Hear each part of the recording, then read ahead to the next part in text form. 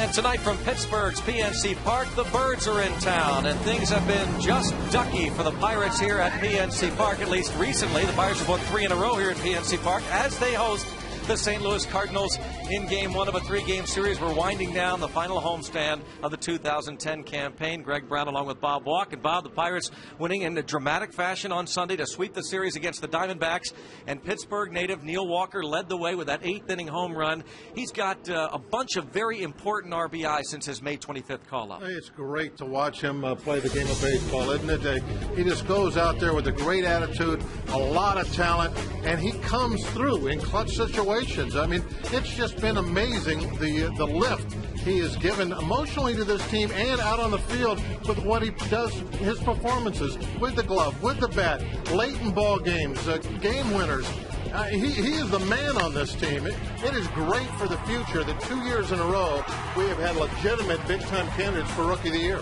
And there is the 8th-inning home run off Aaron Heilman that won it for the Pittsburgh Pirates on Sunday against the Arizona Diamondbacks. The St. Louis Cardinals come to town, and the last time the Pirates played them in late August, Buccos dealt them a pretty significant blow, beating them 2 out of 3. And since that time, Bob, they have just been a very mediocre team. Oh, mediocre at best. They have really just gone the other way hard. And, you know, Greg, when they had that series in Cincinnati, when they had the fight, they swept them 3 games. I thought that Cardinals were on their way. I am shocked to see what has happened to them. They thought they were on their way when they dealt for Jake Westbrook. Of course, they traded Ryan Ludwig, part of that deal, to the Padres. Paul Maholm, his last 5 starts have not been great, but he's pitched okay over the years against the St. Louis Cardinals. Westbrook loves to get ground balls. We got to find a way to get him in the air. All right, we'll see if the Pirates can't do that and make it 4 in a row. The Pirates are looking for their first 4-game winning streak of the season as they get ready to take on the Redbirds. And, of course, Albert Pujols and company taking on Paul Maholm and the Buccos. It's the Pirates and Cardinals next.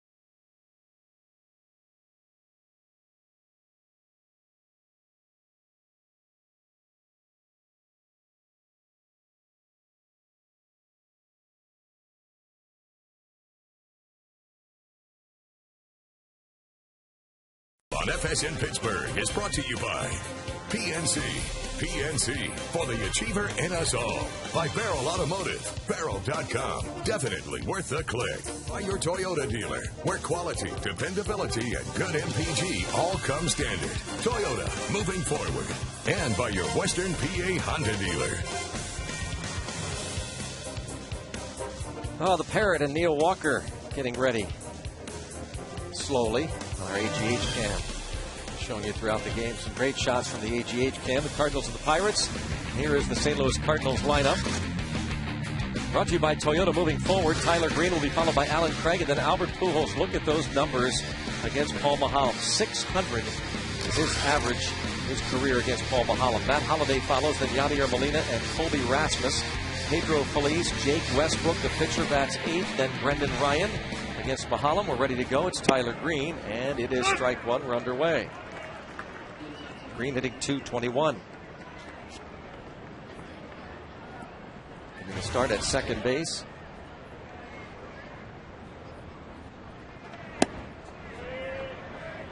Cardinals lost 4-0 yesterday in a makeup game down in Miami. Here for 3, then on to Chicago as their season winds down. Mathematically, they're obviously still alive, but a 7-game lead, I don't see how, especially when you look at the way they're playing, that they can possibly overcome that. Cincinnati Reds have to be feeling pretty good right now. Cardinals under Tony La Russa this year, 77 and 72. As Maholm misses to Tyler Green, it goes to 3-1.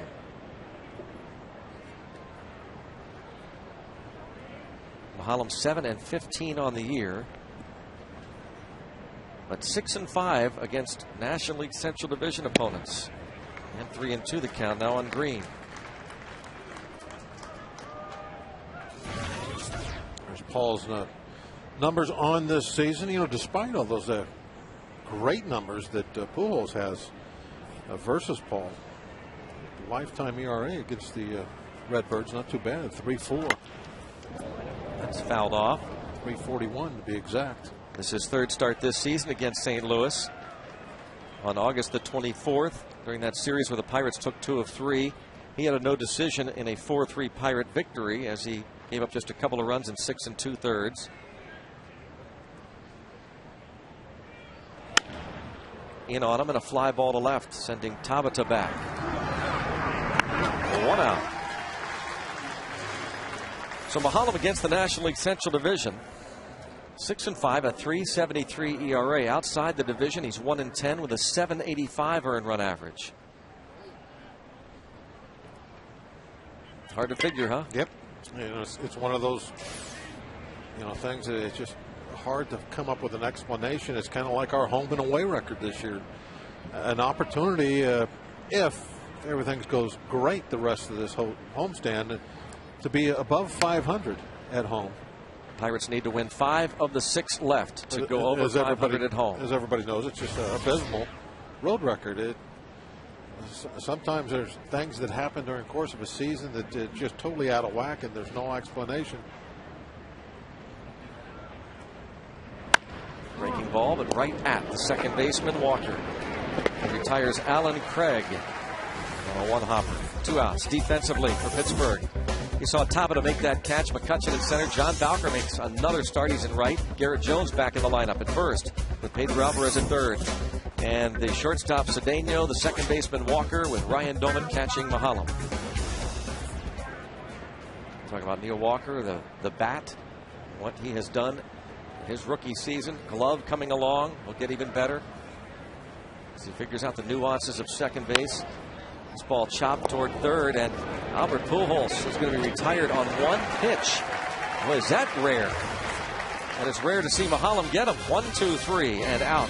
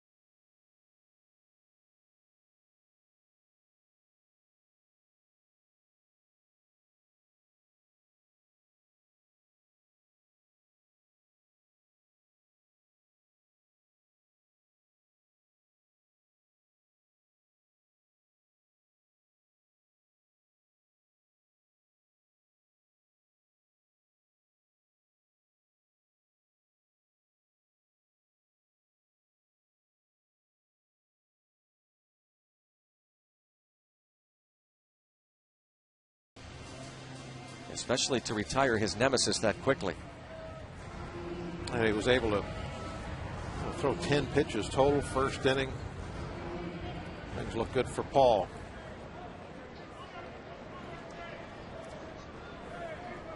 Andrew McCutchen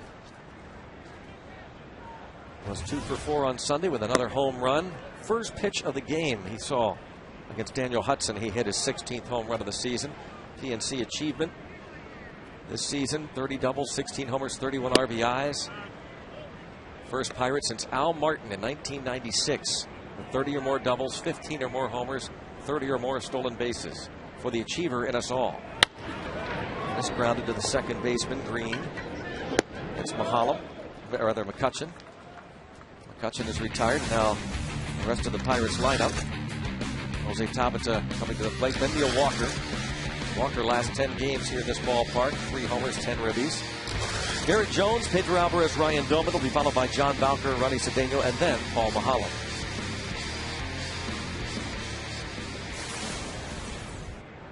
Jake Westbrook.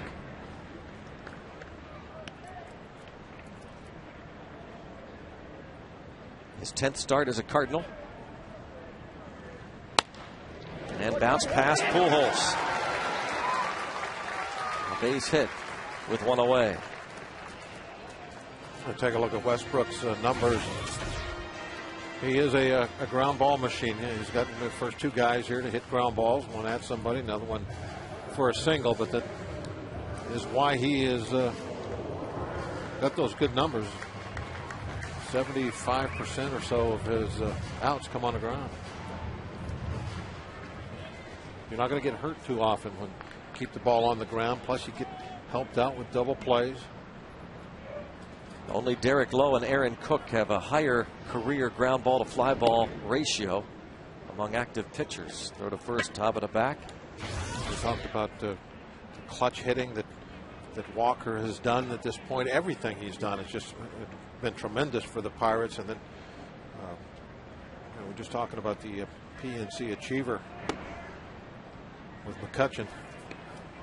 I know that we have to kind of look toward the future, but having those 2 guys come up back-to-back years, really solid candidates for Rookie of the Year. It just, as I said earlier, just bodes so well for the Pirates to have young guys like that, like Tabata leading off first there. Good young talent.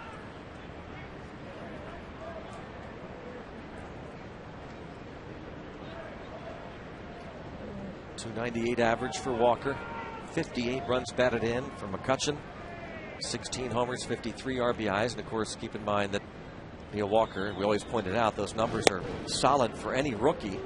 But amazing when you think that he spent the first 2 months of this season in the minor leagues.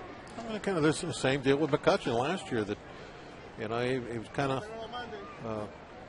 well, I think he would have won going away if he could have been here for 6 months. But that's unusual now for rookies to spend the first year in the big leagues for 6 months. It doesn't happen too often. But it is an interesting comparison, these two, because we rave about McCutchen, rightfully so, the year that he had last season. Just 433 at-bats, a dozen homers, 54 RBIs, whereas Walker, in 379 at-bats, has those 58 RBIs and a dozen home runs. So really, you look in terms of those 2 numbers, the homers, the RBIs, he's having a better rookie season than even McCutchen did last year. That's to take nothing away from McCutchen. Just tells you that Walker's having a phenomenal rookie season, as did he.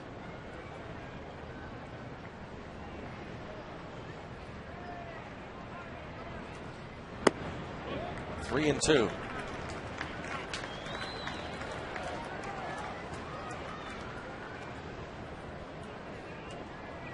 One away. Pujols, for the time being, is off the bag. Yeah, he's already. He told him he's playing behind him. He told the pitcher, "Don't throw over." So the Pirates will obviously send Tabata, and it's fouled away. Pujols has been less than 100%, Bob. Most of the time, in that situation, if you get a strikeout, the runner is going to be dead to rights because he's not trying to steal the base. He's just running, trying to stay out of a double play. He's not going to break until he knows for sure the pitcher's going home. But without being held on now at first base, Tabata should be able to get a great jump.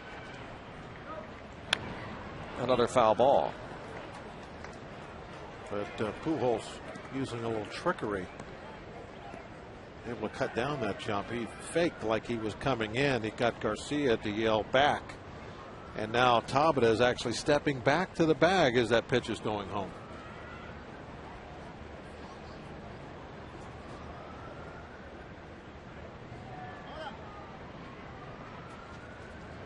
Again taking off, and another foul ball.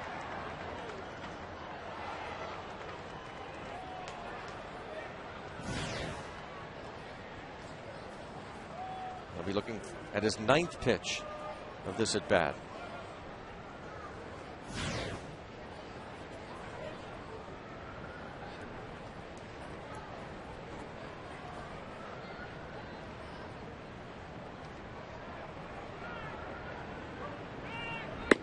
And it's ball 4. A fine AB for Neil Walker. 10 pitches. That's what Mahomes had to get out of it.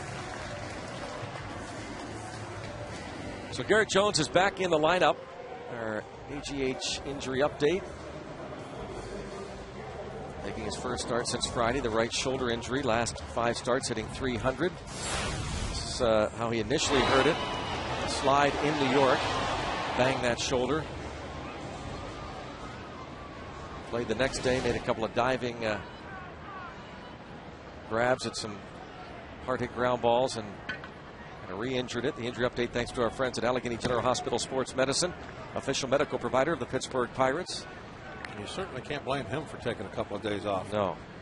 He goes out there on a daily basis. He very seldom gets an off day.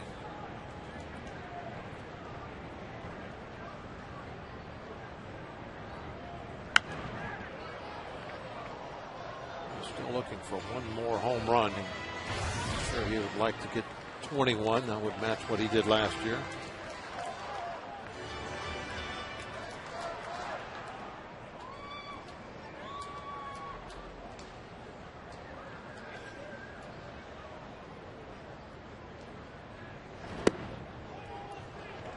Now 2-1 on Jones. Bucks look to strike first here against the St. Louis Cardinals. Redbirds have won 6 of the 9 meetings so far this season. Pirates and Redbirds have split the 6 games played here at PNC Park. And John Russell talked before the game to members of the media about what Bob was just talking about regarding the home record, that the players have talked about it. It would be a great goal. They could achieve it. Probably a stretch, but hey, we're going to try and win 5 of 6 and finish with a winning home record. That would be a nice deal to have that accomplished.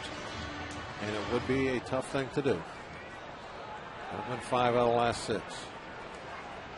But heck, they won 3 in a row. They swept.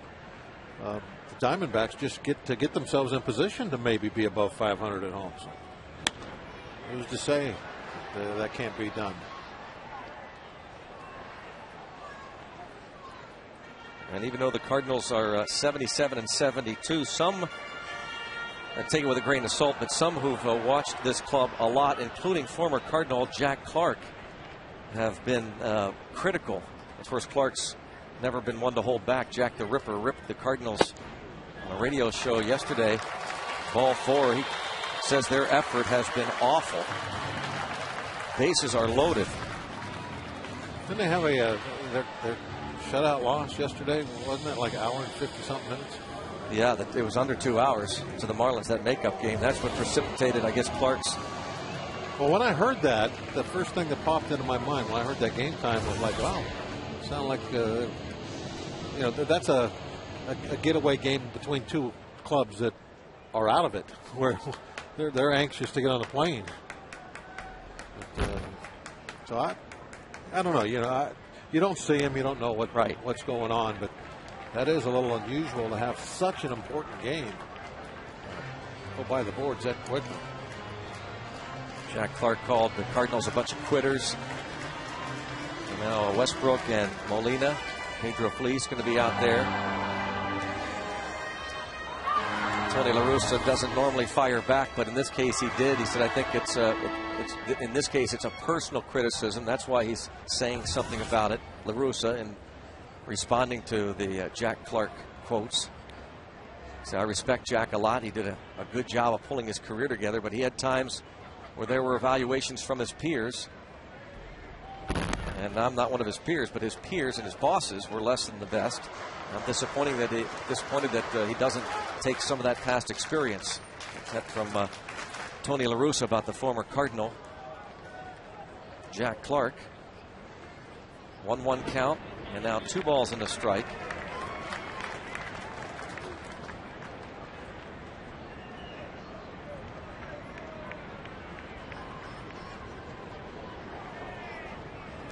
Jack Clark said he's sick of watching the effort. He said it's a pathetic effort, these Cardinals.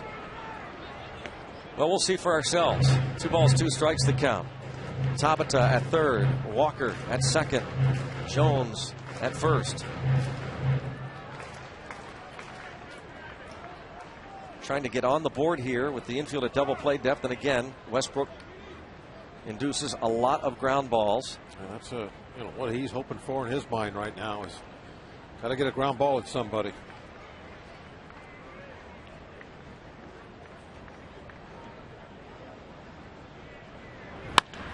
That's a hard hit shot to right. Pirates lead 1-0. Pedro Alvarez had it on the ground, but perfectly placed in the hole and hit very firm. Not much time for anybody to move laterally to go after that ground ball. 44th RBI brings home Tabata from third. And here's that at bat. He's wanting to get that double play, so he's trying to keep the ball down, get a ground ball. And he accomplished it, but it was just hit perfectly in the hole and much too hard.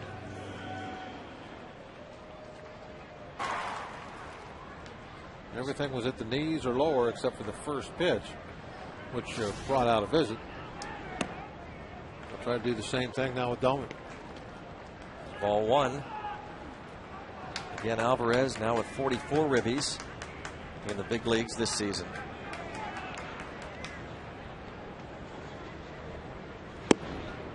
And now it is 2-0 on Doman. Safe Auto Insurance reminds you are safe at home with Safe Auto. Proudly supporting the Obadiah Cole Foundation for prostate cancer screening and awareness. Early detection is the cure.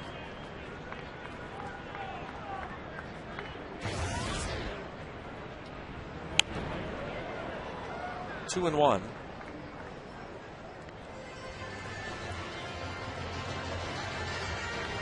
Doman this season, .294 average against the Cardinals, 5 out of 17.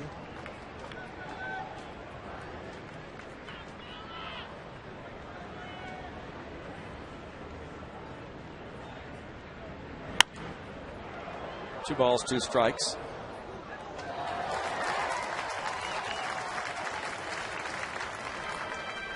Well, if a team is having some issues as far as effort and playing hard here at the end of the season, a good way to find out if that's true or not is get a little lead on them.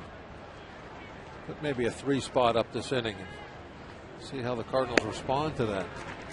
3-2. Yeah, that would be a real good indicator. 2 career grannies for Doman. A .342 average lifetime in these situations. 3-2 count. And he fouls off another one. Boy, the Pirates certainly making Westbrook work. At Walker at bat extended, and now 32 pitches here in the first inning for Westbrook, who threw 8 shutout innings against the Padres his last start. Redbirds blanked the Friars 4-0. And that's ripped to right. Walker scores. Again, they go station to station. It is 2-0. Both balls hit very hard. And that actually worked against the Pirates, as they only can move up 90 feet at a time.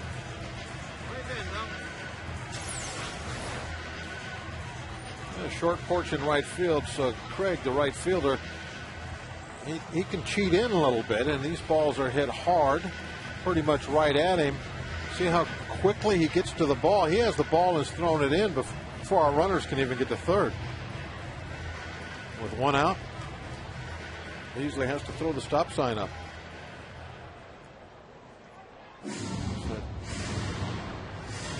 Beautiful swing. The AGH cam showing you the Domet base hit produces the second run of the inning. 43rd RBI of the year for Domet. Dave Duncan, the veteran pitching coach, is out. Talking with Jake Westbrook. Westbrook has thrown at least 6 innings in each of his 9 Cardinal starts, including 6 innings against the Bucks. So he suffered the loss August the 25th. The Pirates scored 4 in 6 innings off of him. He got a nice pickup for him, but it just hadn't really meant much in the standings. And now John Bowker. He takes a strike. Last 6 games hitting .389. He has started each of the last 6. And that should be 2. Off the glove of the shortstop Ryan. They won't get anybody, and it's 3-0.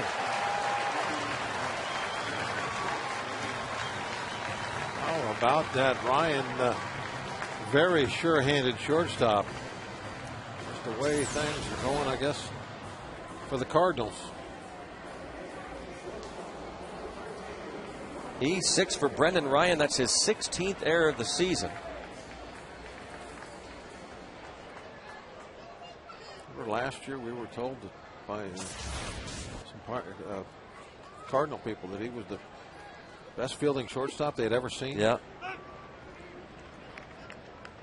We've seen him make some nice plays, but we haven't seen that. Which made me raise my eyebrows a little bit, and I'm like, well, wait a minute.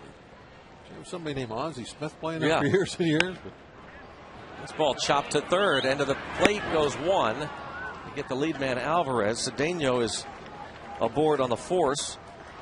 It goes 5-2. Pirates lead 3-0. Error on the shortstop Ryan. RBI for Bowker.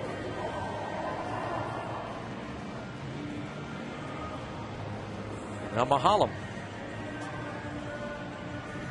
5 hits and 53 at bats this season. Bucks send all 9 men to the plate in the first inning here off Jake Westbrook. Yeah, Westbrook's going to end up throwing 40 pitches. He's at 37 now. He's 38. I mean, it's just been a disaster first inning for him. Maybe not so much score-wise. 3 runs.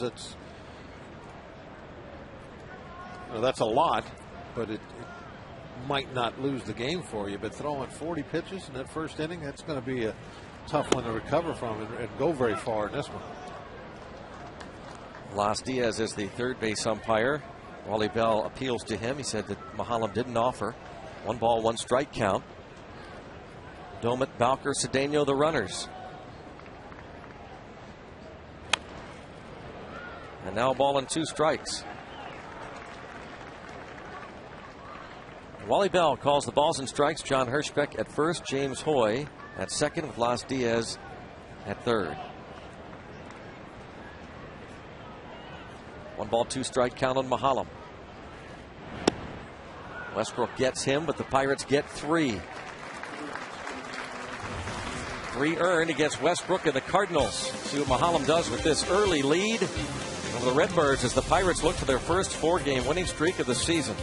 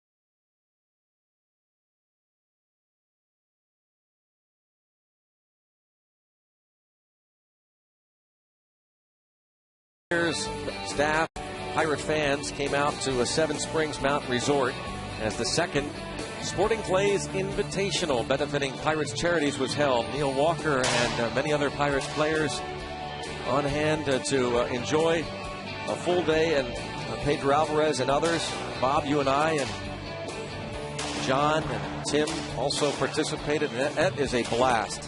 I mean, it raised money for a great cause, Pirates charities, and what a first-class facility. Of course, Bob Nutting, the team owner, he's as good as they get at clay shooting. But I'll tell you, that is some kind of fun.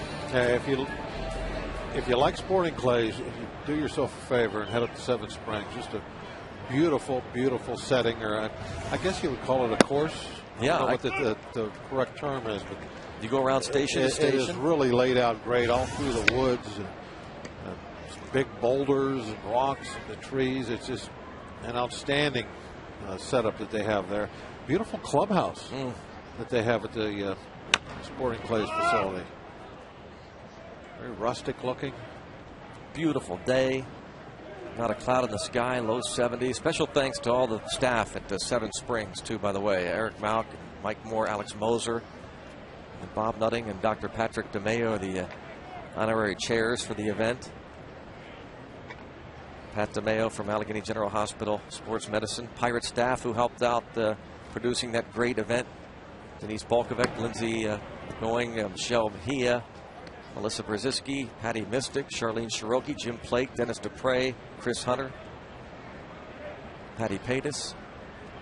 The event was sold out. 36 teams participated, and they might exceed some $45,000 helping out Pirates charities.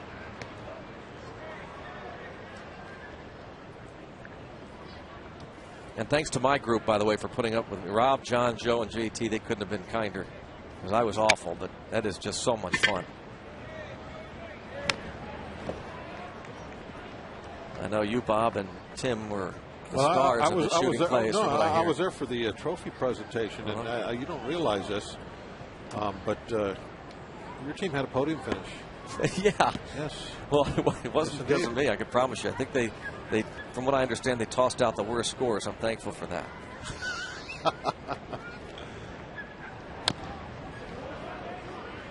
Matt Holliday, a count of 2-2. But again, it was a great day. It raised money for a great cause for Pirates charities. But if you ever get a chance, head down there. It's an absolute blast. Sporting Clays at Seven Springs. It really is.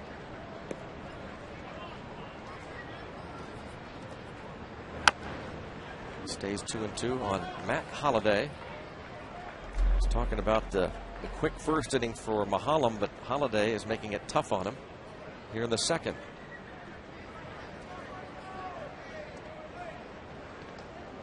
Fourth in the league in hitting and fifth in RBIs. Holliday facing Mahalam.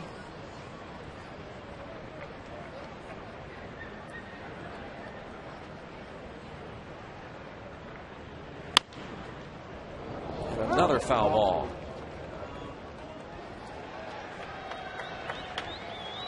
Taking Paul almost as many pitches to get Holliday as it took him to get everybody in that first inning.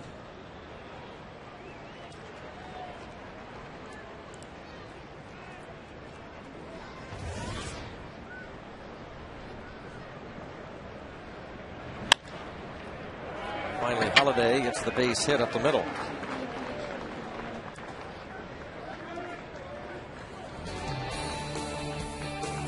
Well, the awards and the auction items that were on hand. The beautiful clubhouse at Seven Springs.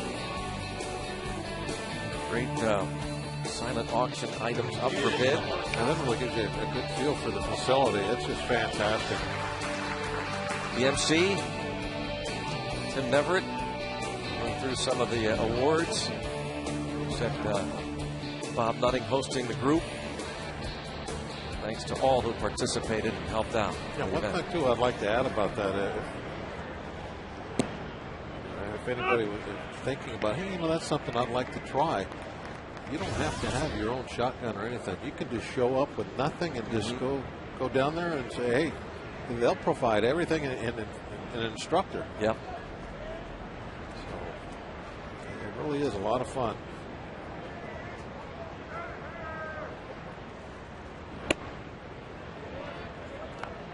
Very popular with the players.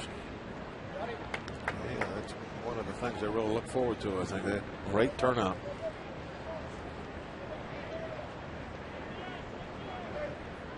Well, I think that you and I, Tim, Steve, and Rock are going to head down there sometime this fall to have our own little tournament. Base hit to right. Let's put runners at first and second as Molina goes the other way.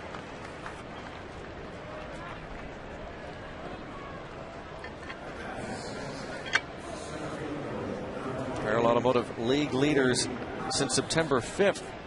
Take a look at the earned run averages in the National League. The Pirates have the 5th best among all National League teams, 8th best in the majors since September the 5th. Barrel Automotive, definitely worth the click.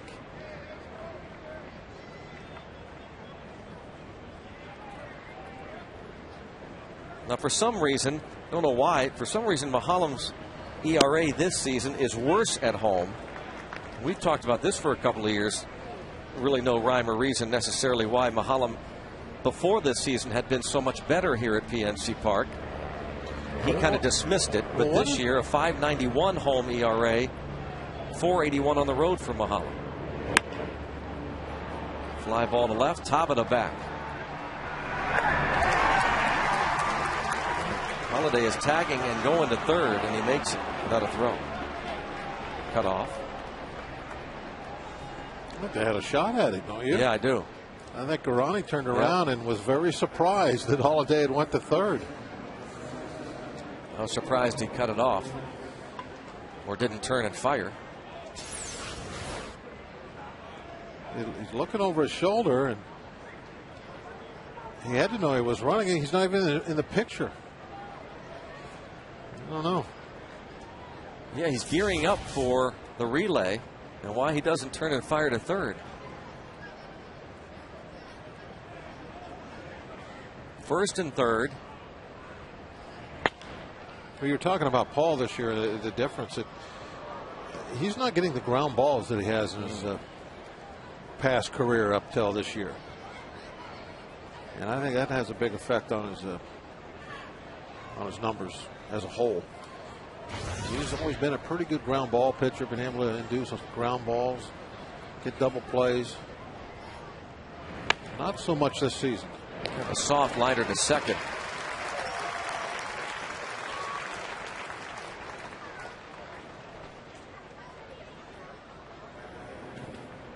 Two down, and now the pitcher bats, Jake Westbrook.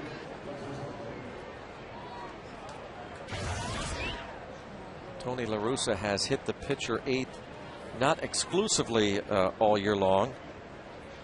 Well, much of the time. 70 something, 76, 72, something like that. He's done it. I counted him up earlier. Now I can't remember what I got to. Popped up, foul territory, Garrett Jones. And the Cardinals do not score. First and second, nobody out. Mahalam shuts the door. 3-0 Pittsburgh.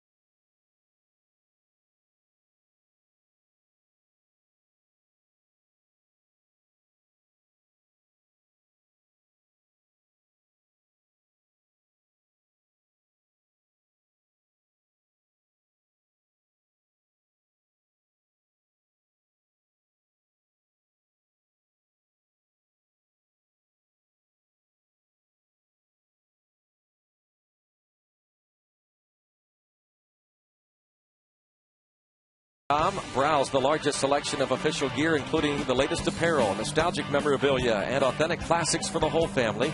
Get your gear from the official source, thepirates.com shop. Accept no substitutes.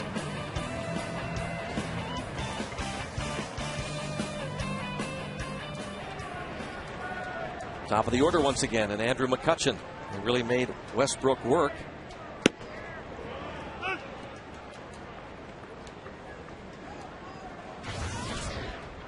Nine men to the plate in the first inning for Pittsburgh.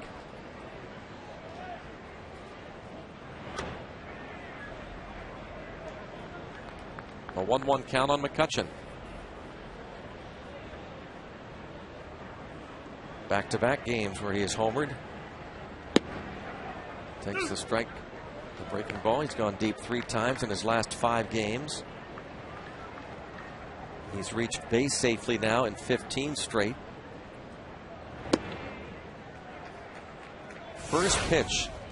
How about this from Daniel Hudson? First pitch in the bottom of the first inning. McCutchen, 16th home run. Hey, why not? Fastball right down the middle.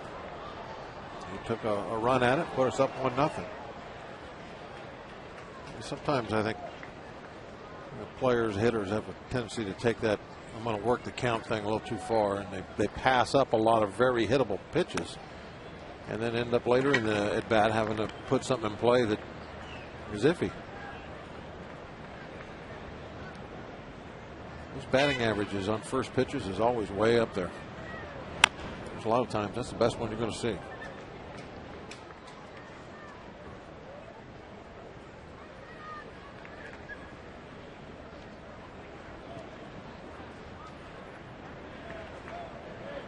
He bounced out to second baseman Tyler Green his first time, and here he strikes out looking. He didn't like that call. He No, at all. low. McCutchen, he doesn't really put up a big fight, but he'll, that ball's low. Now watch him. He'll slap his leg. Yeah, that's way under the knees. You can see there by that shot. But all he did was kind of slap his leg as he turned. That's a way of letting the umpire know that no, that was not a strike, but you don't show the umpire up. And I think he's got a real good handle on how he does that.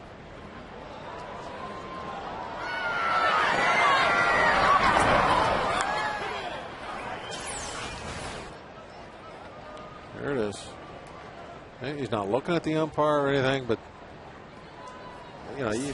you should show a little something. Show some emotion. Yeah, but you got to do it in a way that is not going to get the attention of the umpire saying, "Oh, okay, you ain't going to show me up." You don't want to do that. Wally Bell certainly saw it, but right? at the same time, I'm sure he did.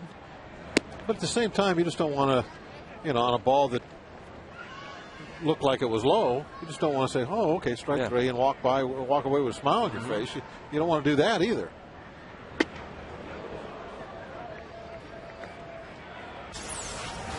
Here it is again. Watch the level of the pitch.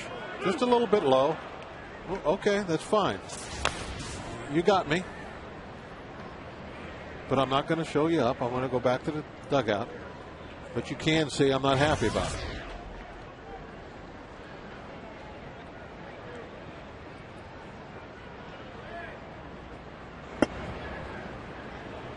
You remember we were playing Cincinnati a week ago, a couple weeks ago here? Scott Rowland got caught on the strikes and slammed his bat down at home plate. Yeah. I was shocked that the umpire had no reaction to that. I mean, that is an instantaneous get thrown out of the game, and there was nothing after that. I think back at that. How did that happen? I mean, he took his bat in his hand and slammed it straight down on home plate, and then threw his helmet down too, and nothing happened. I know that there's a little thing about veterans can get away with a little bit more, but that, I think, is an example of how you would be showing up an umpire, and that they won't take that. But they did that instant.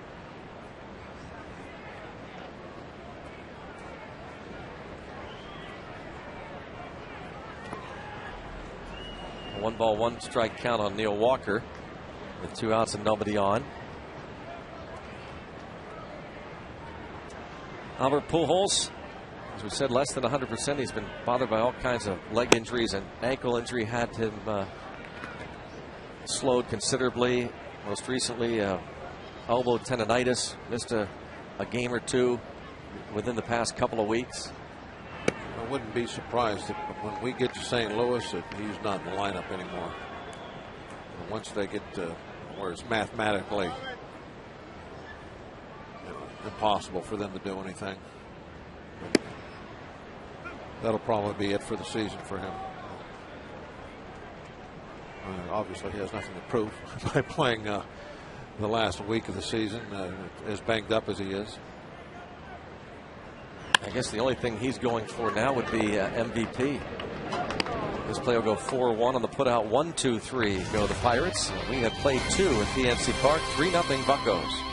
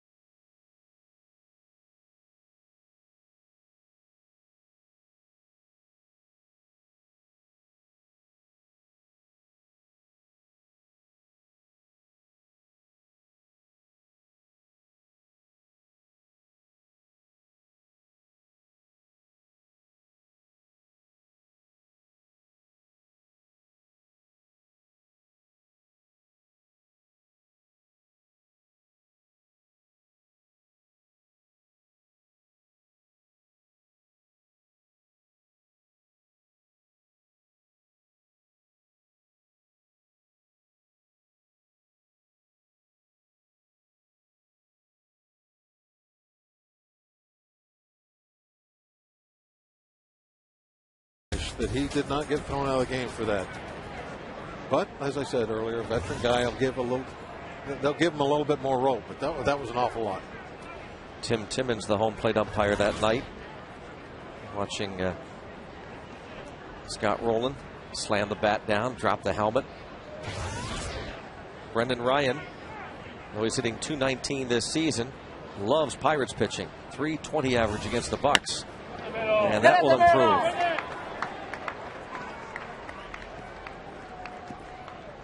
How about the A-team coming up with that highlight downstairs? That was impressive. Take a look at that ball going back up through the middle. There's been a lot of ground ball hits already tonight.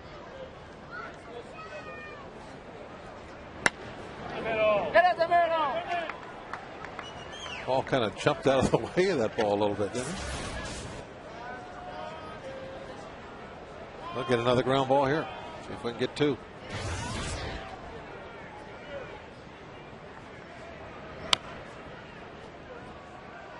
Green pulled the ball. His first at bat, flied to left.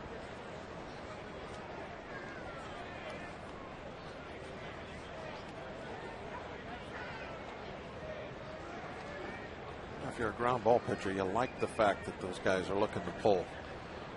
Even more likely to put it on the ground.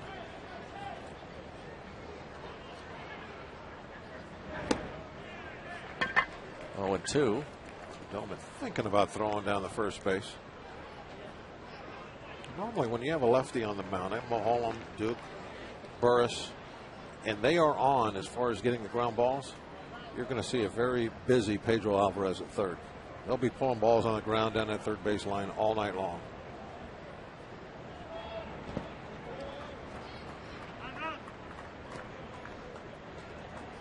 Now 1-2. That pitch in the dirt. See the outfield very shallow right now. Green just a couple of home runs on the year. Slugging percentage just .345. Not a big extra base threat.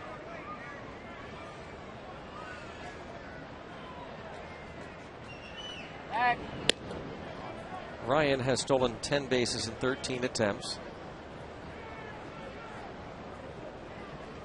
Dave McKay, the first base coach, chatting with him there. Third base coach Jose Oquendo.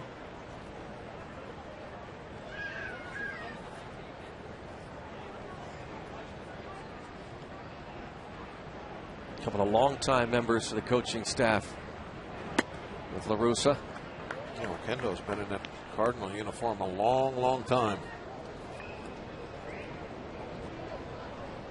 With all the possible changes of managers this coming off season, Oquendo's name once again will be coming up.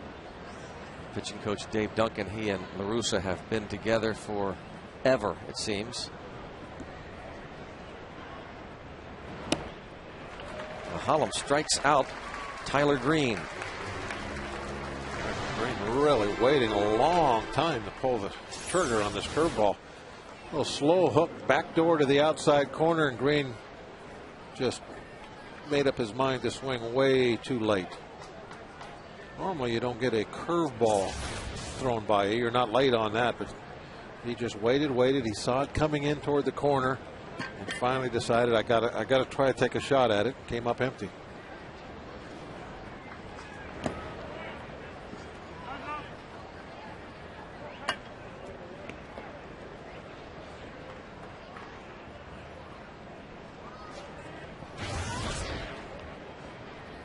Rookie Alan Craig, starter in right field as La Russa stacks the deck as best as possible with right-hand hitters. The only lefty is Colby Rasmus.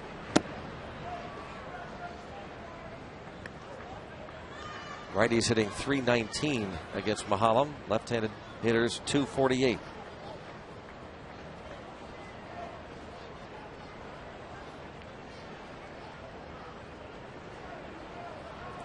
.2-0 count on Alan Craig.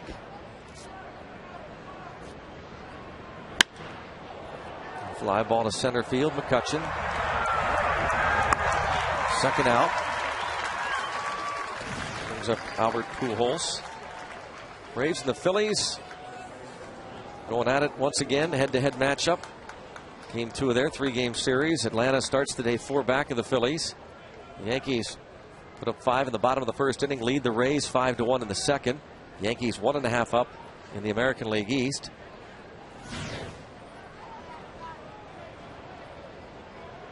The Reds are in Milwaukee tonight. The Reds lead the Central by 7. Their magic number to clinch down to 6 games. Any combo of Reds wins and Cardinals losses, totaling 6. Giants are playing the Cubs at Wrigley Field. They're in a rain delay currently. San Francisco a half game up on the Padres in the West, a game and a half in front of the Colorado Rockies. The Rockies are in Phoenix to take on the Diamondbacks tonight. Less than 2 weeks to go now in the regular season. And the divisions, the wild card, not all of them sewn up. See the Reds about ready to wrap up the Central. And this very critical series between the Phillies and the Braves, they'll play the last 3 regular season games in Atlanta against each other. The Padres and the Rockies and the Giants, just a game and a half separate the top 3 teams in the West. The only real excitement in the National League this season. Everything in the American League pretty much decided. You have New York, Tampa Bay. They don't know who's going to win that division, but that's just seeding. They're New York, Tampa Bay they're going to be in the postseason. Playing for home field. Yeah, Twins are going to win the Central, and of course it's going to be Texas in the other division. Toward the gap in left center field, Pujols rips it to the wall, and Brendan Ryan will come to the plate, and he will score on the Albert Pujols double off Mahalam. 108 RBIs for Albert Pujols on the year to take over sole possession of first in the RBI race. The ball elevated it a little bit. That was about belt high. Even though it was on the outside corner, because it was up, he was able to drive that ball into the gap. That's why it's so important to get the ball down by the knees. See the location? Belt high. Even though it was away, it was too far up. If that ball is down, it's probably a ground ball to shortstop. Pujols taking a turn, looking at the throw home. But that might be one of the really important things for Paul to think about for next season. You know, go back and look at some of his games and just see, you know, where a lot of these hits, big hits, are at in the strike zone. Is he really keeping the ball down, you know, knee high like he has in the past? Probably not.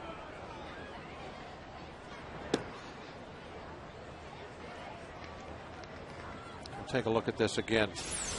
This is the pitch. Now watch, it's going to be on the outside part of the plate, but look at the location. It's belt high. Now if that's down around the kneecaps, I'm thinking he's going to roll the hands over. Good chance of getting a ground ball to short in the inning. But instead, it's a line drive over the shortstop's head into the gap.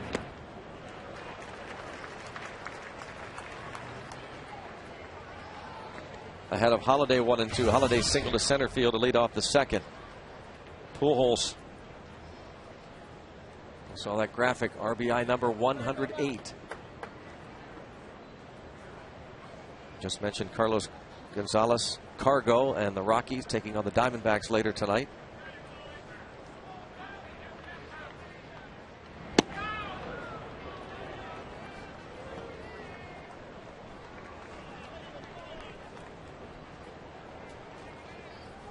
Albert Pujols, the top 5 now probably in the Triple Crown categories. Average, homers, RBIs, came in tied for 6th in average.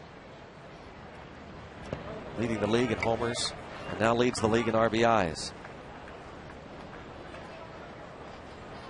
You know, interesting, the MVP deal.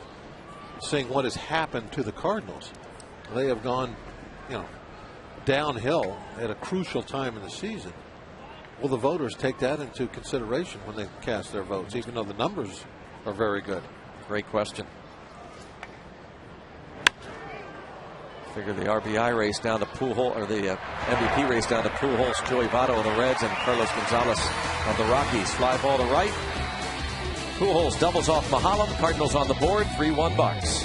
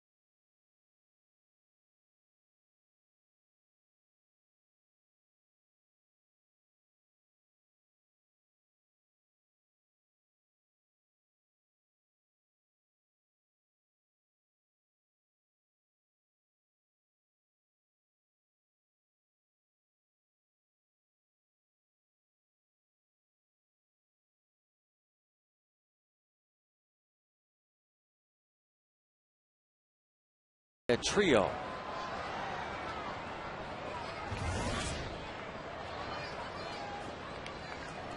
Home runs by a trio.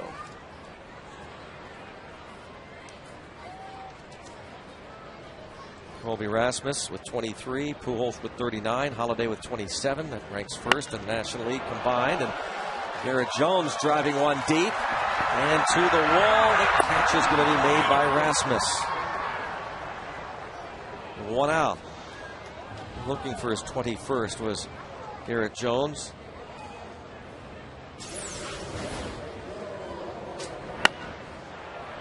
Like Garrett at first thought he might be able to get to it. He just hesitated in the box. He's kind of looking at it. You see him drop his eyes. What he's looking at there is Rasmus in center field. See what his reaction is. Thought he might have a chance. Alvarez a pop up to left. That's going to be trouble. And a nice running grab by Holiday. The slide.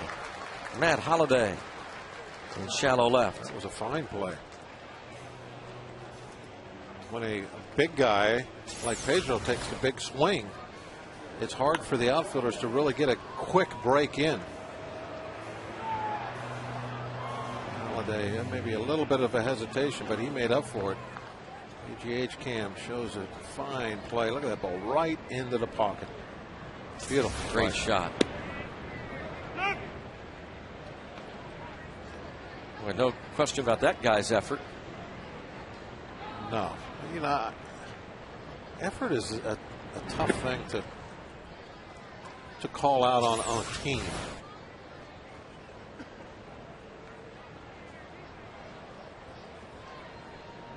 You know what I mean, Greg? Oh, yeah.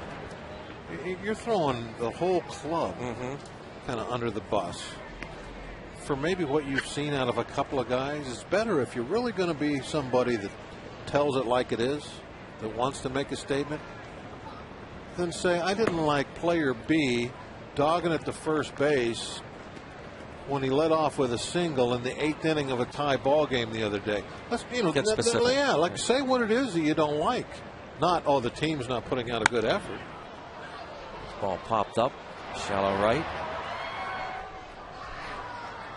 And quickly, 8 pitches. The Pirates go down in order for the second straight inning, but they lead 3-1.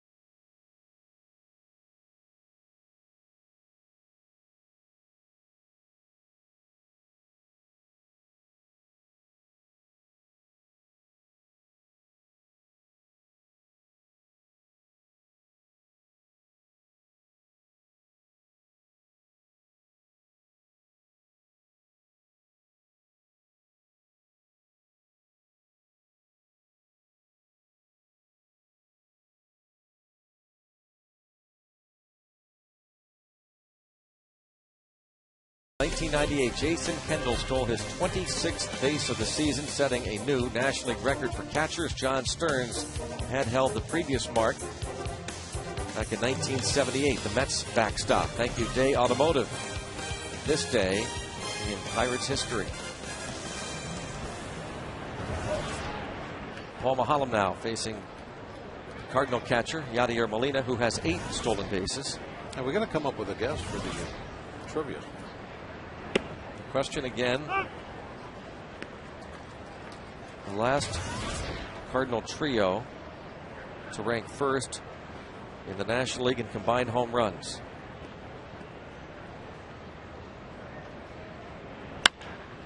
Line right at Cedeno.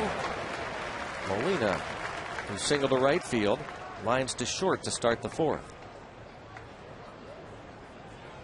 It brings up Rasmus. So Colby Rasmus, part of that trio that currently ranks first in the National League in combined home runs. Rasmus 23, Holiday 27, Pujols 39. Well, McGuire, Edmonds, and I think you got it. 2/3 of it. Yeah, but I don't have a third. Doesn't matter. Name anybody. It'll work. Well, I was going to say Jordan. Brian Jordan? Yeah. Be good. I don't think that was right, though. But I can't come up with another name. Would Pujols have played during? Oh, right there. Like a rookie year, maybe early on? That could be. Maybe McGuire, Pujols, and Edmonds? We can go with that. How about Roland? Oh, that's a good call.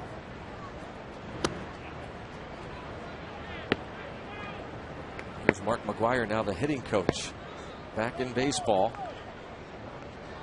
And the Cardinals' team batting average, Pujols third. hit a ton of home runs right from the very start of his career. So I think you got to go with Pujols as the third guy there. Pop up to right, Bowker. Ball drifted on him, but he makes the grab. Rasmus is the second out here in the 4th. Mahalem had a 1-2-3 first inning, breezed through that one. Gave up a couple of leadoff hits in the second, and then retired the next 3 men. Pujols doubled with 2 outs last inning to bring home the run. And now Pedro Feliz, who was acquired from the Astros.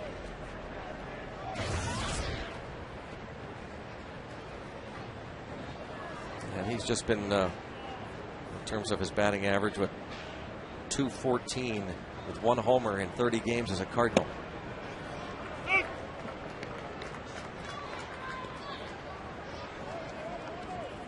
David Freese injured and out for the year. They felt the need to get somebody over there at that hot corner. For a while, the Cardinals had Felipe Lopez playing some third base. He had a strong second half last year. They re-signed him this season. He played some third, some short, some second, but they unconditionally released him today after he was considerably late for yesterday's makeup game, and apparently that wasn't the first time Felipe Lopez was late. Throw to first. 1-2-3. 10 pitches. Just like the first for Paul Mahalem. 3-1 Pirates.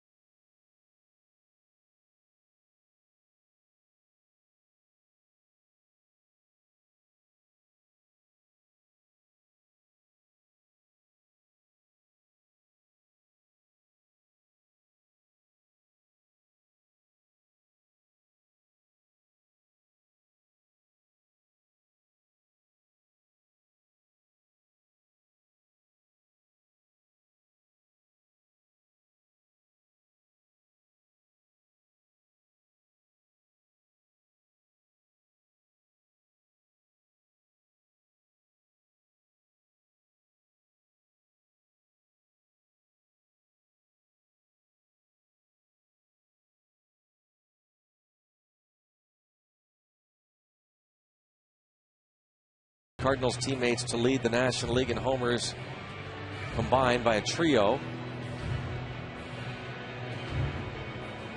And the answer is Pujols, Edmonds, and Rolen. In 2004, they combined to hit 122. Well, I wasn't right. Or was I? So we had McGuire part of that mix. They got us again.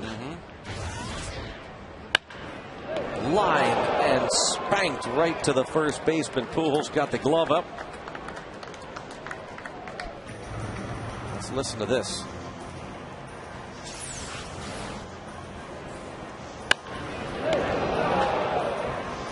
Firecracker going on. Balfour's, I think, been impressive. And he obviously is the guy that's getting the look here in September. He's making the most of it, too.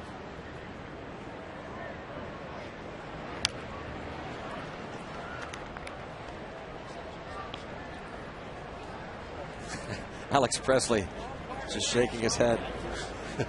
You've talked about that before, Bob, when you go back in there. Oh, yeah. After that, you didn't mind stirring the pot a bit. Oh, I loved it. That was my favorite thing to do. It's like, you know how angry they are. Oh, yeah. It kind of depends on the player. Yeah. Some of the guys, it doesn't matter whatever you say. They don't care. You know, they'll be a big deal. But there's the other guys, and I've brought this name up many times. Jay Bell was my favorite to mess with. Anytime he'd line out, hit one sharp like that, you just, as he's walking by, you can see him trying to calm himself down. And you just say something like, hey, can't hit him harder than that. Stay with him. And that would send them off. You could hear the bats breaking down in the hallway after that. Hey, don't hit them like that. They'll fall. Don't worry. Just, and they can't say anything to you because it's just, hey, it's a compliment. Yeah, I mean, just words of encouragement here. They don't think you're messing with them. Hey, hang in there.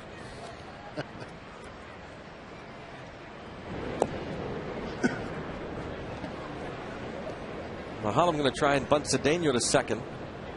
I never really thought about how that would irritate me, the other side of the corner. I was just going to ask you that question. If I had an inning where there was like 4 ground ball base hits and a blooper, if I came off the field, and they would have said something like, can't pitch much better than hey, Bob. yeah, well, just a bunch of cheapies.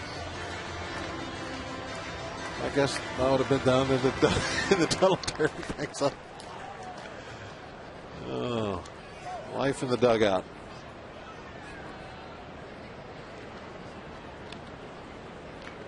A crowded dugout this time of year.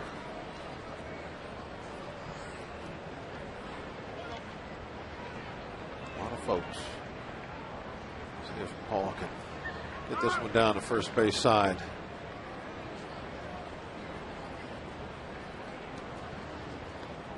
Third baseman Felice already well in. And over on the third base side, that's the open spot. You can see Pujols has to stay back. 1-1. Beautifully done.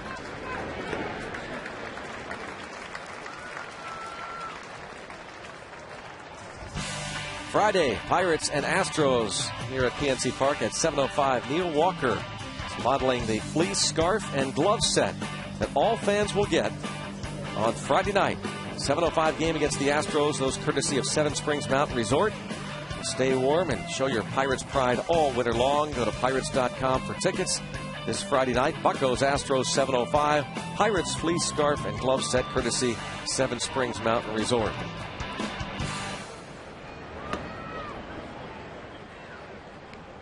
McCutchen looking to get that lead back to 3.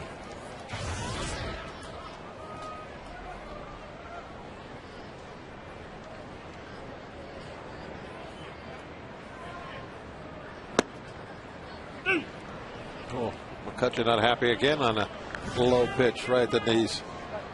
The way he turned around, gave a little body language there. See the Phillies leading 3-0, hosting Atlanta.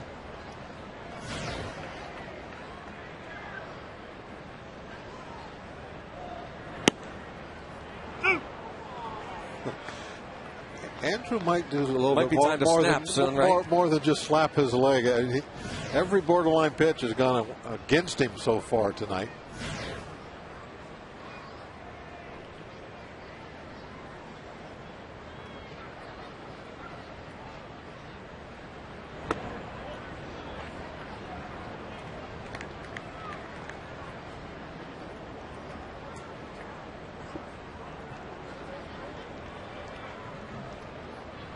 Nice to get that 1 run back.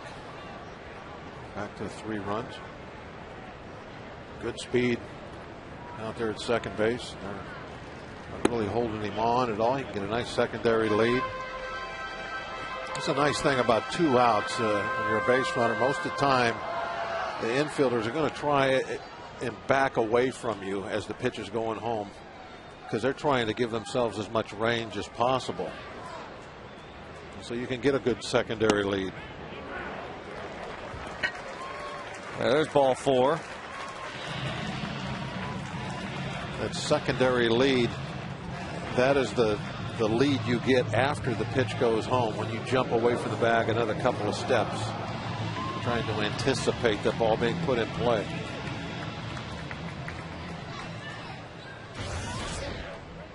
The guy that can really push things a little bit here now in this scenario is Andrew McCutchen at first base. Pujols going to play way off the back. With McCutchen's speed, any kind of an extra base hit, he's going to score. Oh, look at this. Ask and you shall receive. We're going to test it out. Oh, he's going to be waved. He'll score easily now. And now Tabata picks up Beasley as the ball kicks around the corner away from Craig. And the Pirates get a pair and lead it 5-1. Yeah, we talked about Walker getting big hits this year for us. How about Tabata? He's been the same type player. Really coming up with important base hits time and time again. Like to get that lead extended back. A single would have been nice, but here's the double. Thought maybe we could test my theory. Will McCutchen score easy? But the ball got bouncing around down in that corner, and heck, any of us could have scored on this one as Tabata gets 3. Tabata looking over, he saw Beasley waving him on. Ball took kind of a funny hop off the fence. And that's why Alan Craig took so long to get it in. He kind of overran it, had to hook back around, make the play.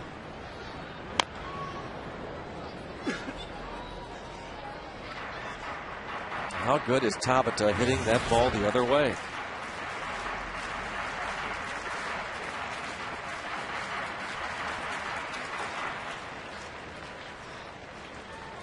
Right-hand hitter. Hits the ball at times like he's a line drive pull hitter from the left side. Just call them the young core. They are in place. Here it is again. Look, that pitch is not even away. That ball is on the inside half of the plate. He just inside outs it. There's that tricky bounce. Really, I think that Craig did a good job on it. He's at the fence. Oh, line to 2 of them. Pujols. Balker and Walker and commiserate while Tabata gets the 2-run triple, and the Pirates lead 5-1.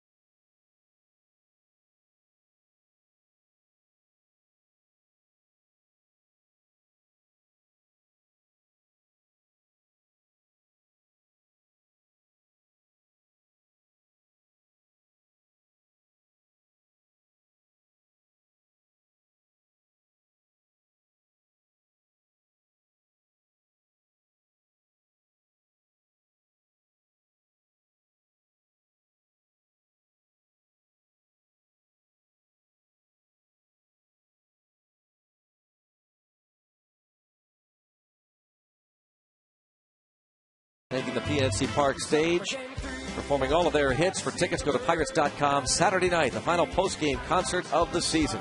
OAR, live after the 7:05 game against the Astros. It's a fun band to watch perform. You'll love them. OAR in concert Saturday night. Have to love when you see that guy. Pirates rookie left fielder Jose Tabata, the triple to right, driving in a pair, and the Bucks now leading at 5-1.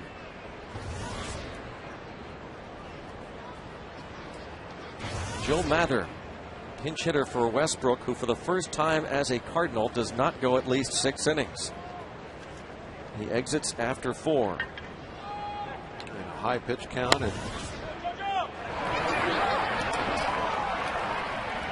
the leadoff single. And to be honest with you, the Pirates were teeing him up pretty good there that last inning. Not surprised that they decided to call it a night. Trevor Miller, the veteran lefty.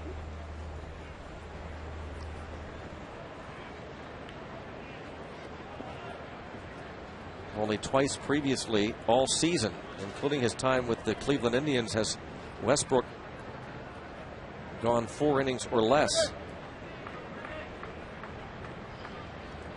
His first start of the year against the White Sox, he went 4 innings. And on May the 4th against the Blue Jays, he went 3 2/3. Would you say that the Cincinnati magic number was? 6. And they're underway in Milwaukee right now. No score. Cincinnati hitting in the top of the 2nd inning.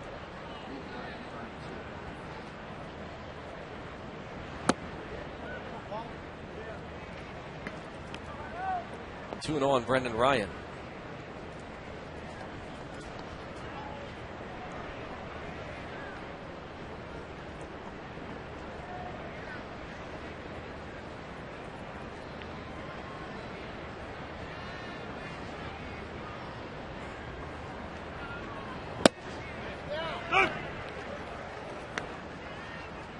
Two and one. The Pirates trying to figure out how other teams are holding Ryan to a .219 batting average.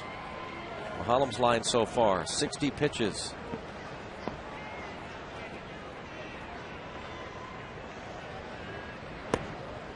Falls behind 3-1.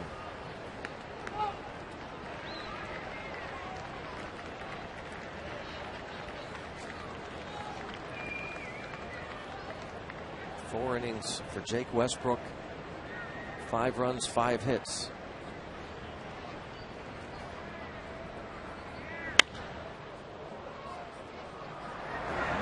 One of them should get it, and Tabata will. Either guy was there in time. That's a case of McCutchen just saying, yeah, I'm going to let him catch one. Everything obviously is McCutchen's ball in center field. He's the guy that takes precedent over his corner mates.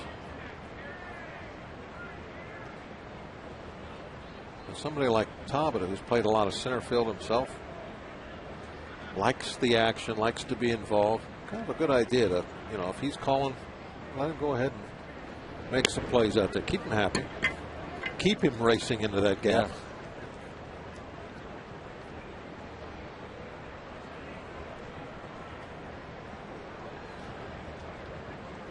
Loves to play. There's another guy that hates a day off too, right there. Can't get him out of that lineup.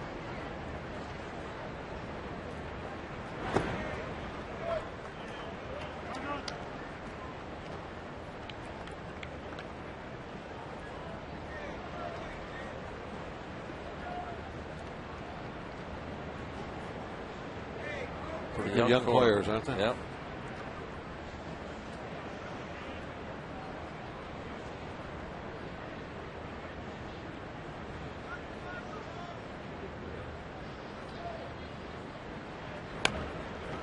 But foul by Tyler Green. Pedro Alvarez over to pick it up, and I fully expect next year for Pedro Alvarez to take a little step forward. A little more consistency to his game. He'll probably cut down on the strikeouts. as they kind of get things a little more figured out. He has definitely showed us, especially in the RBI department, that it's like he can be a force there. And that's the important thing to keep in mind is you look at a batting average coming in for Alvarez of just 228. He does have 44 RBI, so it's a pretty strong batting average as he's not going to make that play. It'll be a base hit.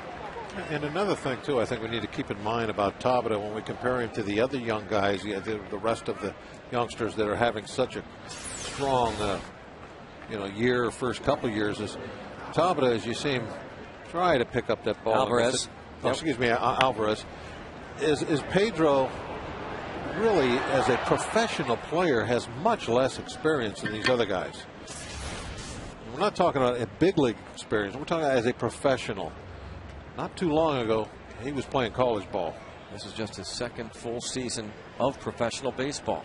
So you can't expect him to be where the other youngsters are yet. Next year, I really truly believe we're going to see a pretty big jump from Pedro. Got my fingers crossed. I mean, that could really be big for us if he comes into his own and fulfills his promise as a cleanup hitter for next season. That's one of the puzzle pieces that we need.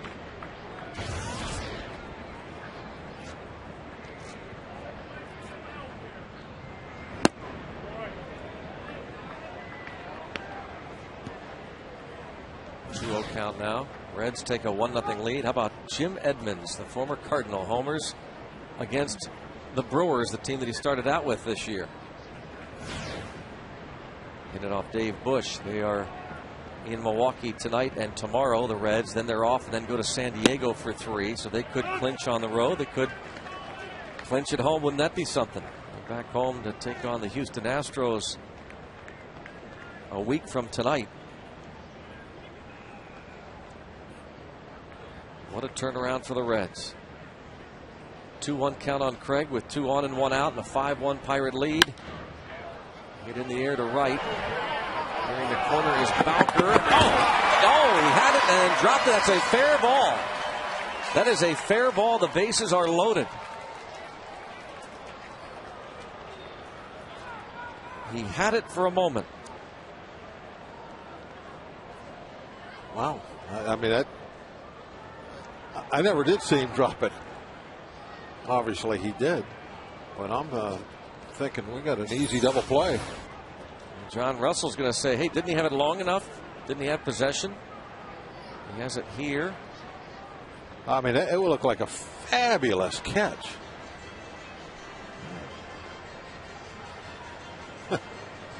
Oh, maybe, I'm sorry. Russell's asking maybe it's a fair ball. Russell's got to be arguing that was a foul ball. Because I don't think Bowker had possession.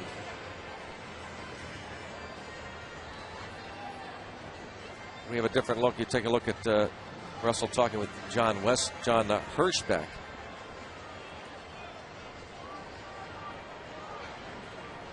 Bases will be loaded with 1 out. Goes as a base hit. It would have been a really fine grab for Bowker. It was a great play. I mean, he's going full speed into that fence. Yeah, the question is it a foul ball? He definitely dropped it. It rolled out of his glove. We're not really looking straight down that line, so that angle doesn't tell you for sure whether it was fair or foul. Now it is Pujols with the bases loaded. 1 swing. He can tie it up. How about that? Here are the runners. Mather, the pinch hit single, is at third. Tyler Green had the infield single. He's at second. Craig hit that fly ball toward the corner. 1-0 count on Pujols. Show you those phenomenal numbers against Mahalam for his career. 1 for 2 tonight with an RBI. Bounce to third. There is 1, and that's all they'll get, as Alvarez had to go way up to get it. And Walker with a fine play. Yeah, Walker doing a great job of making a play and getting it out there. This was a good job by Pedro. He had to sky, go up and get it. And the throw off his back foot isn't always easy either. But then Walker, a nice stretch to get the out. Somehow keeping his foot on the base and catching that ball. Definitely had the toe still on the bag when that ball hit leather.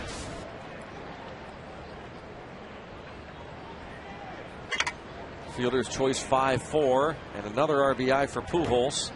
Makes it 5-2.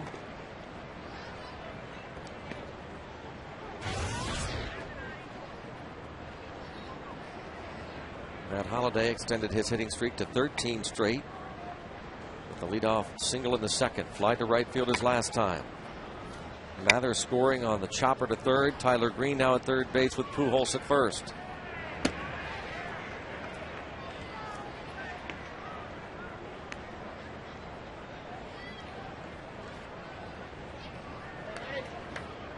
.109 RBIs on the year for Pujols.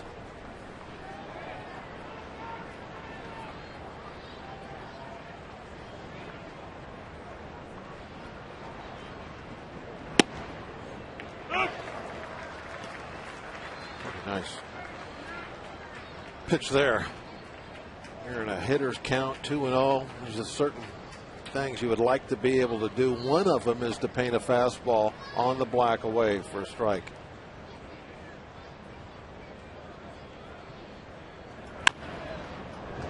Alvarez in, little snow cone, and got him. They pick up one. Halfway through this one, 5-2. Bucks lead the Cardinals.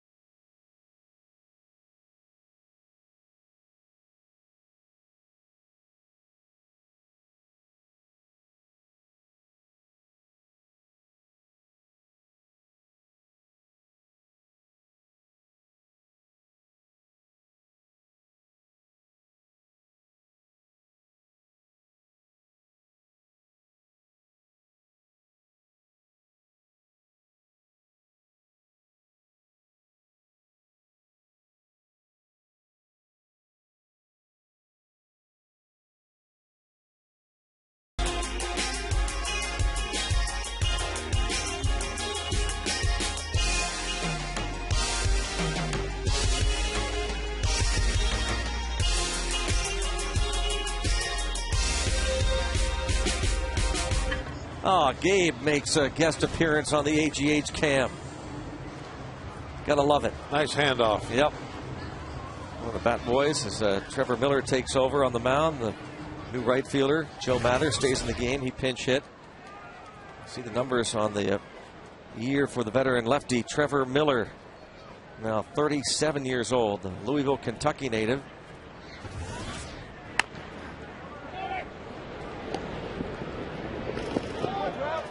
A little time off, reading here. Had little problems with his elbow. They gave him 10 days off. Rested. 37. You got to be have a few aches and pains out there. Pitched for the first time in 11 games this past Saturday against the Padres.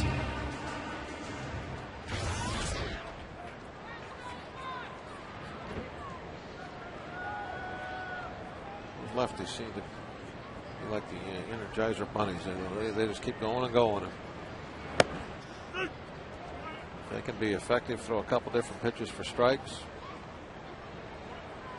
They kind of have arm will travel, though. They end up with a lot of different suitcases at the end of their career. And everybody is looking for at least one of those guys in their bullpen. It's a saw job there on Pedro and deep in the kitchen. Broken bat bouncer to Felice. Trevor Miller retires the first two Pirates, and now Doman will swing around and bat from the right side. Alvarez is 1 out of 3. Doman is batting just .185 as a right-hand hitter.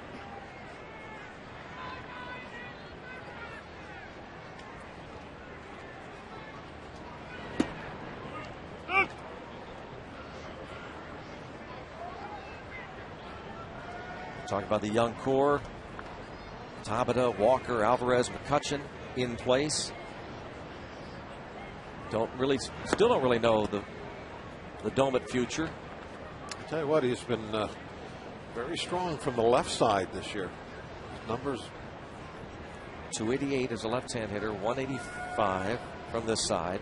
Good slugging percentage numbers. Line drive to Mather. Trevor Miller, 6 pitches, 1, 2, 3, and out. The Bucks lead it 5-2.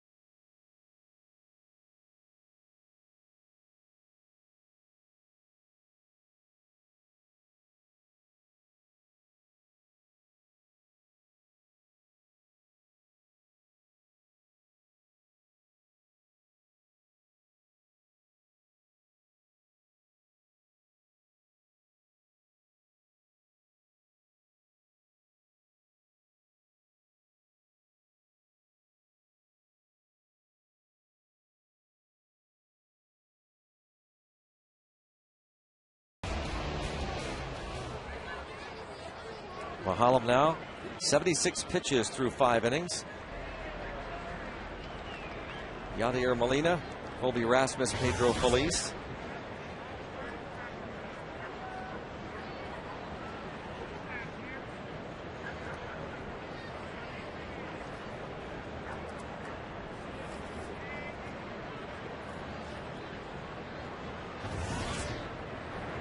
Mahalam lasted just 3 2/3 innings his last start in New York.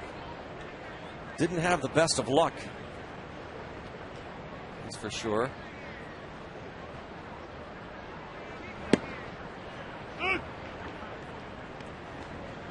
That's one thing, and I've talked about this over the last 2 or 3 years. Paul never seems to have the best of luck. You would think that things would even out for him sooner or later. Pup night. Dog days of summer coming to an end today. Last day of summer. How about the weather, though? Oh, summer like for sure. It's going to be a beautiful last homestand. Tomorrow night, game 2 of this series against the Redbirds, and then a matinee game. 12:35 on Thursday before the Astros come in Friday night, Saturday night, Sunday afternoon.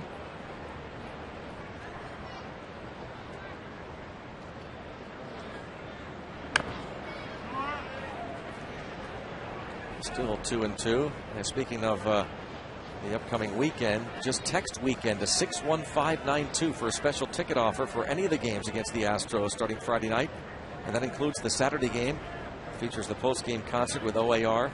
Weekend to 61592. Grab your cell phone, act now. There's also that scarf and glove set Friday. The giveaway, Fan Appreciation Day on Sunday. Take advantage of that special ticket offer. The weekend series against the Astros. Text weekend to 61592.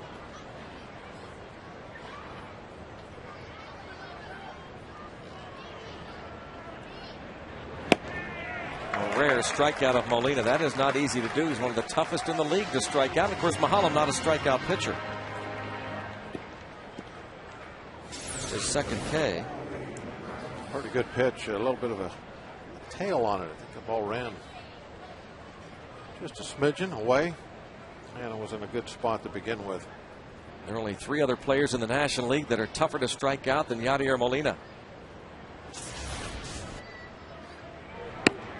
Who would they be, Greg? Well, I thought you'd never ask, Bob. Jeff Keppinger, Placido Polanco, and Carlos Lee.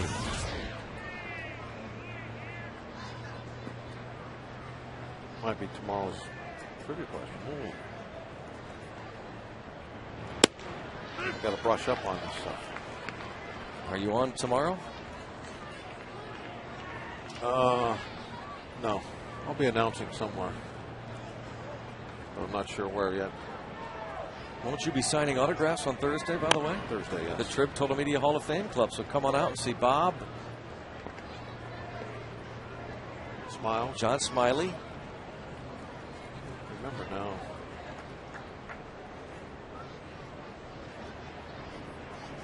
We'll be on the radio side tomorrow.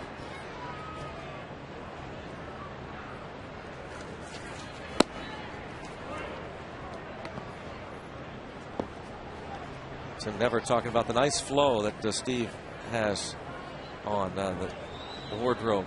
Well, we all take our cues from Steve when it comes to dress. We like to have him okay everything. You know, his uncle Bill Blass. Oh, yeah. It makes sense that we would. The fashion runs in the family. Sure. I believe Don Schwal, by the way, joins you and yes. John Smiley on Thursday. I want to make that point that before the game out at the Trib Total Media Hall of Fame Club, they'll be signing autographs. There's the flow. Steve calls it the flow.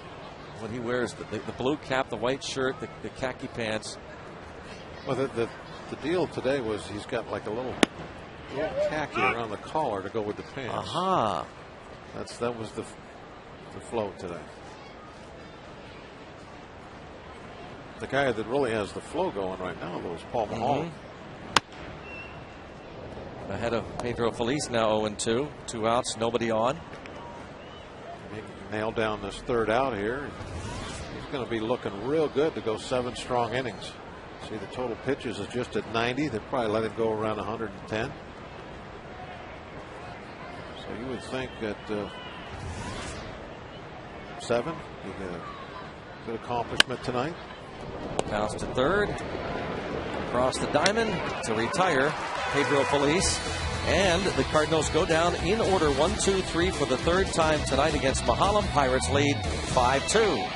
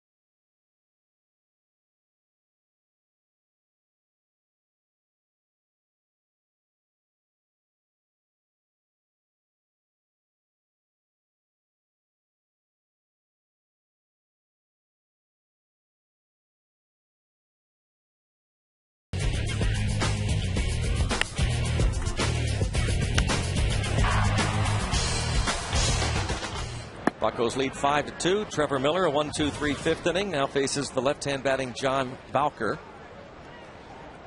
Bowker 0 for 2 with an RBI. He knocked the cover out of the last one, though. I mean, he smoked it down the Pujols.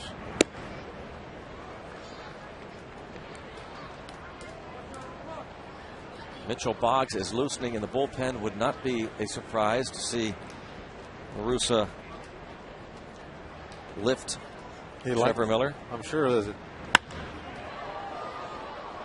Rasmus makes the catch. LaRussa likes this time of year because he has those extra players to work with. He's always been a manager that loves to work the matchups, and he will make a lot of moves with that bullpen during the ball game.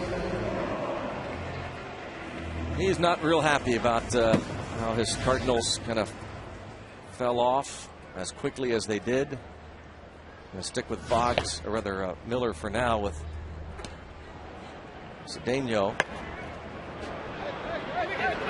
Cedeno has worked at that play a lot this year, trying to get even more proficient at that push bunt, and he is aboard. Well, when you have a left-hand pitcher and the infielders aren't coming in, taking it away from you, I mean, it's pretty high percentage bunt. You can see there with Miller, his momentum is going the other direction. It takes him a step or two to get going. See how it's hard for him to get over there. The bunt single for Cedeno. I know a lot of people don't like that headfirst dive into first base, but ball one on Mahomes, and trying to bunt Cedeno to second. The only time you should slide it first is to avoid the tag. If you see the first baseman coming off the bag, toward home plate, or you see him jumping up in the air, if you want to get down, then go ahead and do it, because he might be trying to tag you. But other than that, there's no reason to slide. The slide was invented to slow down. What do you want to slow down for?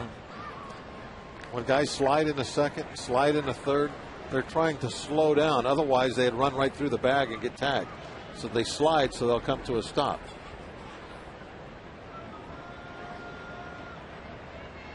The secondary feature is to avoid a tag.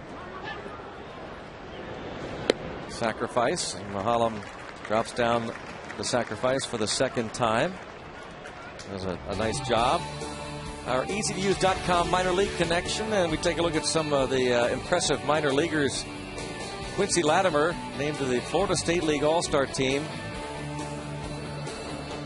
The batting average at .266, the doubles at 31, homers leading the team in that department.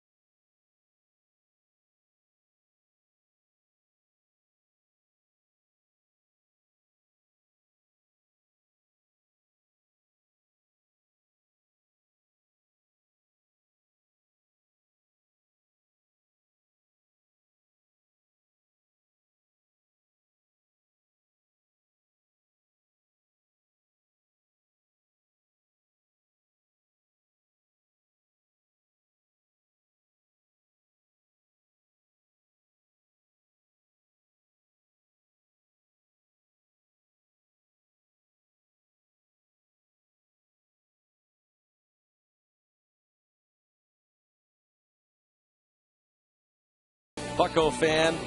He wants the baseball for a souvenir. Watch this. Come on. All right, take it. Helping him out. Now, look. Now, hold on to it. Here you go. Now just, okay. Oh, no, wait a minute. You just throw it down here. Keep it. Playing catch. Yeah. That's what he's doing. Las Diaz, the third base umpire, making a fan smile. Aaron Miles takes over at second base. Tyler Green moves from second to third. New pitcher, Mitchell Boggs. Just foul. Oh, that was cracked, wasn't it? Yes, it was.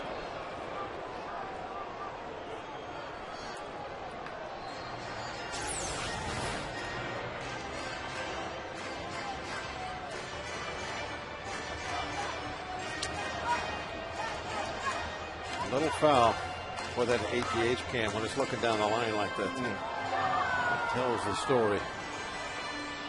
Las Diaz got it right. Right on it.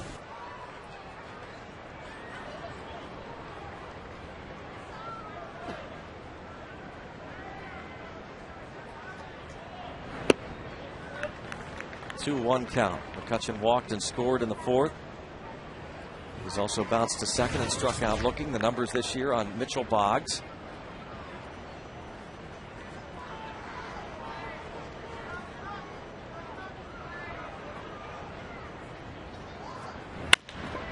And oh, what a diving stop by the new third baseman Green, and a pick at first by Pujols. What a play by Tyler Green, and on the other end by Pujols. Moving from second to third, robbing McCutchen of a hit and the Pirates of a run, but the Bucs still lead at 5-2.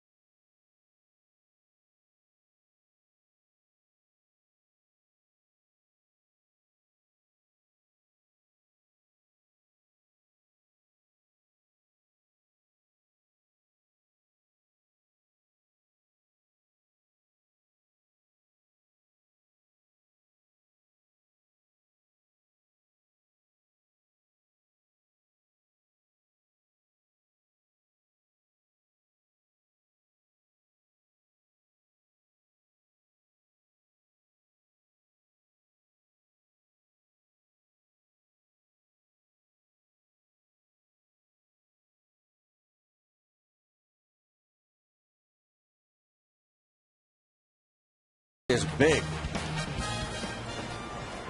Joe Mather pinch hit in the fifth and singled and scored and stayed in the game to play right field. One of 7 hits for the Cardinals off Mahalam, who retired the Redbirds 1-2-3 in the 6th. He has set down 5 in a row.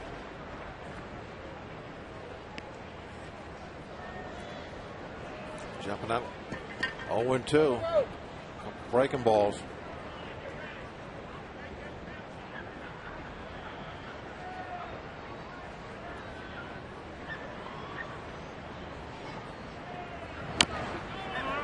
There are different facets to to winning baseball, but the major one, the big one, is always that starting pitching, and the Pirates, who have been playing better here, especially at home, it's the starting pitching is playing such a big part.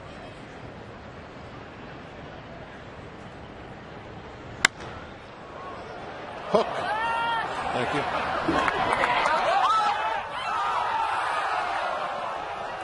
Still 0-2 on Mather. Oh, it was probably fair when I left the bat. Normally when a right-hander hits one down that way, it'll hook pretty good toward the line. Pitching coach Ray Searage, bench coach Jeff Bannister to his right. Jeff Karsten's over his shoulder. Strike 3 called. Good location. Knees. Black. There's Karsten's. Location. Pow, right there. I mean, that's beautiful pitch, especially after that ball hit hard down. They hooked it down the left field line. You go away, you throw it down at the knees and say, hey, try to pull this one.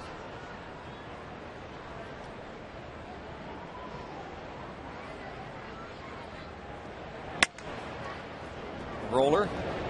Cedeno. 2 outs. I was calling for 7 good innings. Paul might have 8 innings tonight. He's been very efficient. He's still not at 100 pitches yet. Getting close. Probably he'll be at 100 by the time this at bat is over, but no action in the bullpen.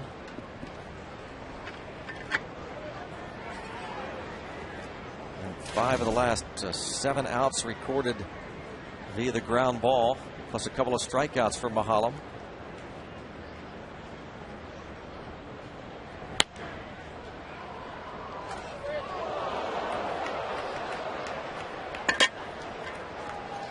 He's now retired 7 straight.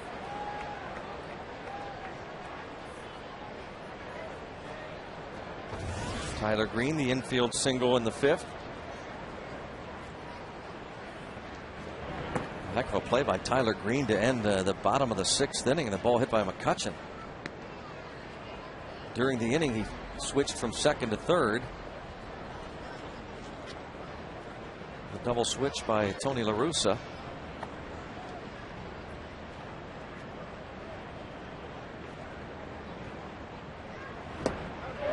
1 ball, 2 strikes on him.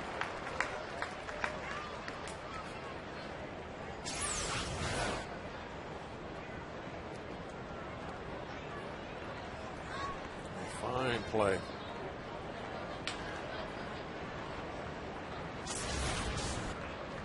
Greg, it's made me think about their third base situation. With the way that everything is gone right now for the Cardinals, it looks, like the Reds are going to go. They're probably already in, what went wrong this year mode. And they're probably looking at some third base. Yeah. Strike 3 is called on Tyler Green. Paul Mahalam is rolling and dealing as he has retired 8 straight. That's his 4th strikeout. 7th inning stretch time. Mahalam and the Buccos lead 5-2.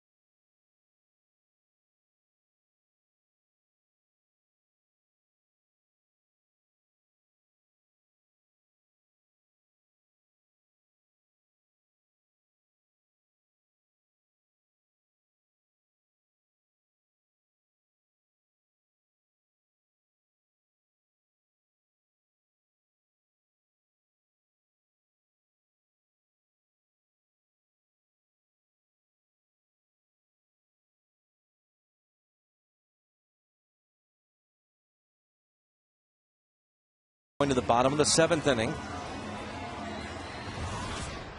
Garrett Jones gets ready. He's in the hole. Tabata leads off, then Walker. Tabata 2 out of 3 against the starter Jake Westbrook.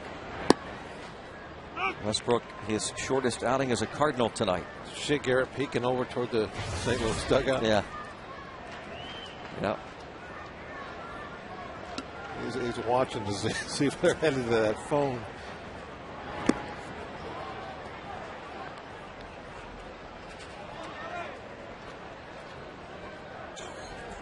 Garrett, you're going to see, sorry, but you're going to see the lefty, Dennis Reyes. Don't know if Walker's going to see him or not. We have seen many managers turn Walker around, but he's been so consistent really from both sides that it almost doesn't matter. Check out the Coors Light Cold Hard Blast. Neil Walker yesterday, or Sunday rather, the home run. Cold Hard Blast brought to you by Coors Light, the world's most refreshing beer.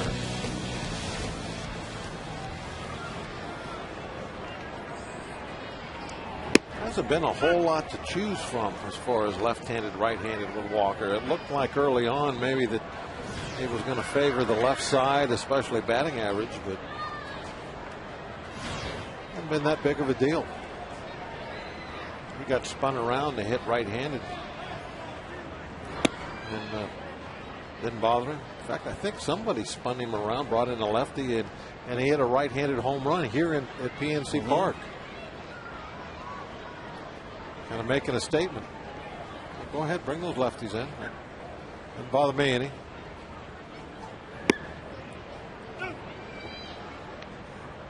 One ball, 2 strikes.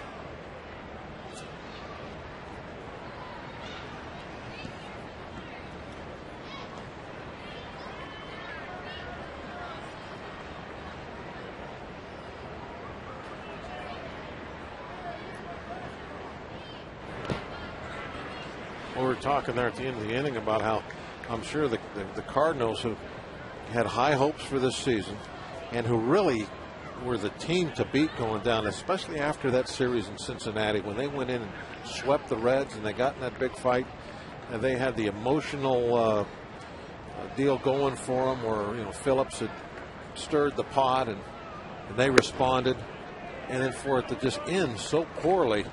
And you know that there's a lot of analyzing going on in St. Louis as to what went wrong and how they can fix the problem. Now, from an outsider looking in, who knows but what that problem is. But one of the things that I'm sure that they might look at is third base. Fly ball to left field, pretty deep. That's a deep part of the yard, and Holiday uses just about all of it to track it down. Been a home run in most ballparks, that's for sure.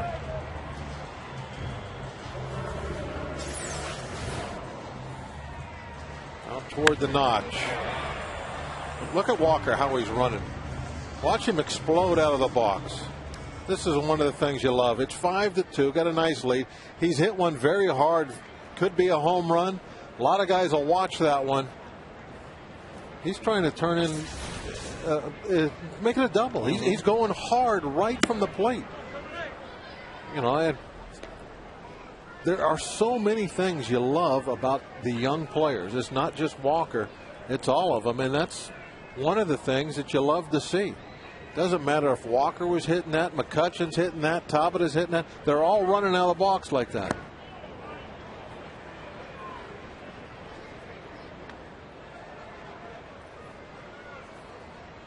Looks like teammates getting on him about, maybe he needs to have an extra bowl of Wheaties tomorrow. Didn't have enough to get it over the fence.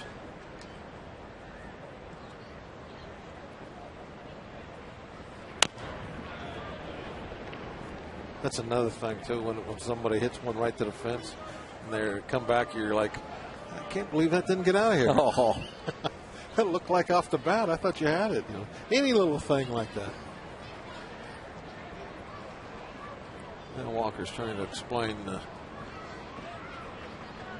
Del why how that ball didn't leave. Whatever he said Young gets a kick out of it.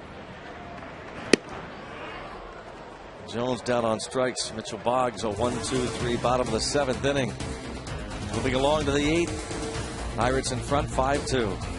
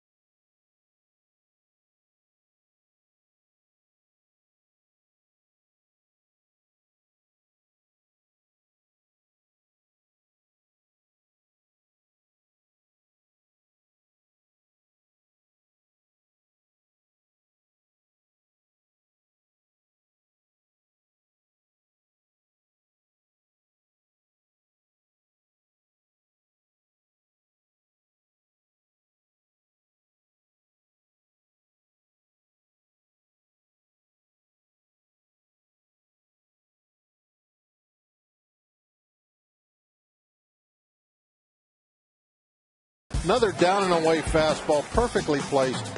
If you're looking for a reason why Paul pitched so well tonight, I think you got to go with control. He really made some nice pitches. Joe Hanrahan now in for the 8th. You see his magnificent numbers, 92 strikeouts, just 64 innings. And what a job. What a job. Interesting again that for, I guess, the 3rd time this homestand, he will possibly lead the way for Evan Meek to pick up the save. A role reversal. The Pirates have been saying that since the get-go, since the Dotel deal, that both would have opportunities to close out. And they've also said that sometimes the tough outs come earlier than the 9th inning. And in this case, Russell wants Hanrahan to face Pujols and Holiday. Aaron Miles first at bat tonight. Well, look how much he jumped up on that bat. Look, he's got to be almost 3 inches of bat below his bottom hand. He's really choking up.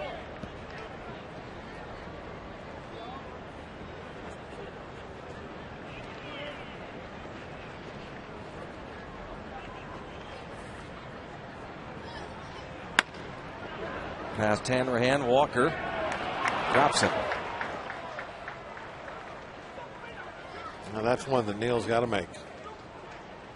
I don't know if they'll go hit or error. Well, they're going to call it an error, and I can certainly understand that. He got to make that play in the big leagues. Oh, right in the middle of the glove, it just fell out. 8th error of the season charged to Neil Walker. For the most part, Neal has done an excellent job at second base defensively, considering that his experience level as a middle infielder is way, way down. We talked earlier about Pedro offensively taking a big jump forward. Next year, you got to believe Neil Walker will be even better with that glove out there at second base. He really gets a feel for playing the position for 4 months at this level and going to spring training not as a utility player having to move all over the place, but as a second baseman, knowing that, okay, this is my position. He'll be with Maz every day. He's going to love that.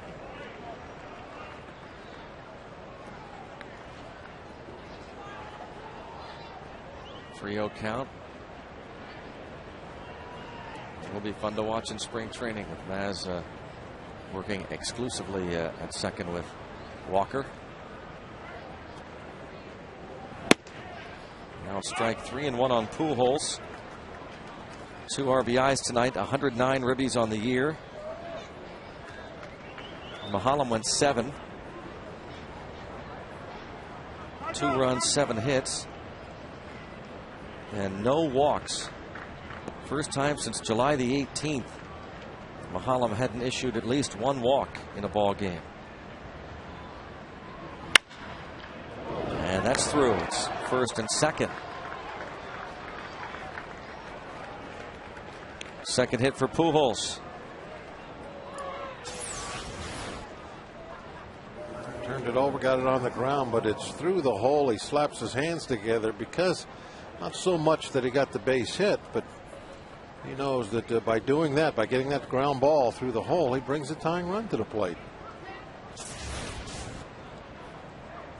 And that's what this is all about. 8th and 9th inning for the Cardinals is figuring out a way to get tying runs up to the plate. And Pujols with his second hit in 8 career at-bats against Hanrahan. And now Matt Holliday, who in his career is 4 for 8 with a home run off Hanrahan, plus a walk. 1 for 3 in his career against Meek.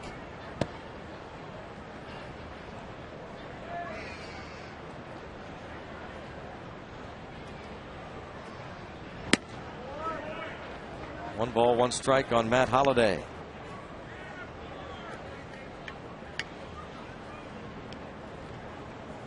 Ronnie Cedeno. Like Scott Bonnet, the equipment manager's got some work to do. Might have broken his bat. That'll carry out to left. The first out of the 8th inning. Breaking ball ran out right on the end of the bat. A lot of times you think about a Hanrahan with that fastball sawing him off inside, but that was a slider that got it on the end. Saw up there in the Fox box, the Yankees up on top of Tampa Bay 5-2 at home.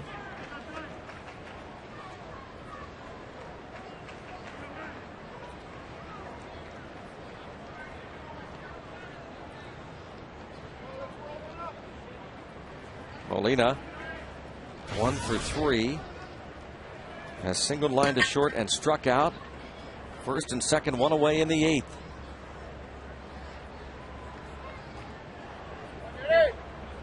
Hanrahan not necessarily a double play guy. He's a strikeout pitcher. Molina, as we said, his last at bat is not a strikeout type batter. And a fly ball to right.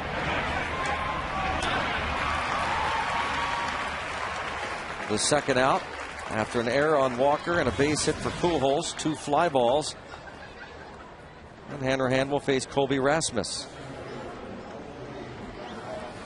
You look out there and you see a couple runners on and you think, oh, Hanrahan is kind of scuffling a little bit. But you really think of each at bat. You know, he's got the ground ball went for an error. Another ground ball was just perfectly placed in the hole. Off the end of the bat flare and a little routine fly ball to shallow right field. You really analyze it, every hitter, if you really want to see, well, how effective was the pitcher. So much goes into it. Even the other side of the coin, sometimes a guy might not be that effective. He went on and had a 1-2-3 inning, but there were 3 rockets hit right at people.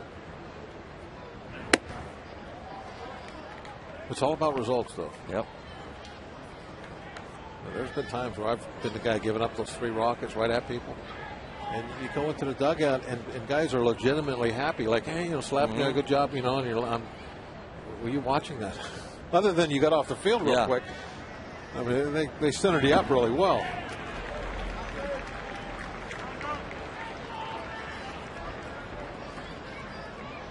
Sometimes a pitcher comes down a little bit to, if you're making your pitches, it comes down to a little bit to, you got to be lucky. You play defense behind you, and they have to cooperate when they hit the ball, put it in play. It's got to be at somebody. Of course, Hanrahan, most of the time, he takes that luck out of the equation by just striking them out. Like that. Yeah, no luck involved there. Joel Hanrahan strikes out Rasmus. first two men reached, and a couple of fly balls, and the K. And the Pirates still lead it 5-2.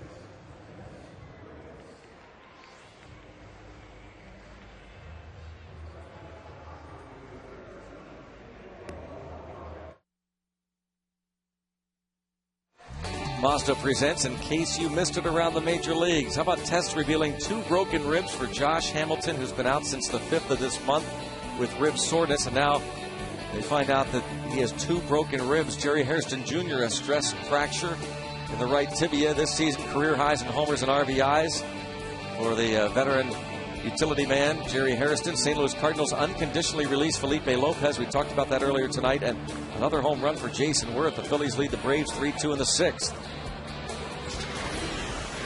Denis Reyes faces Pedro Alvarez.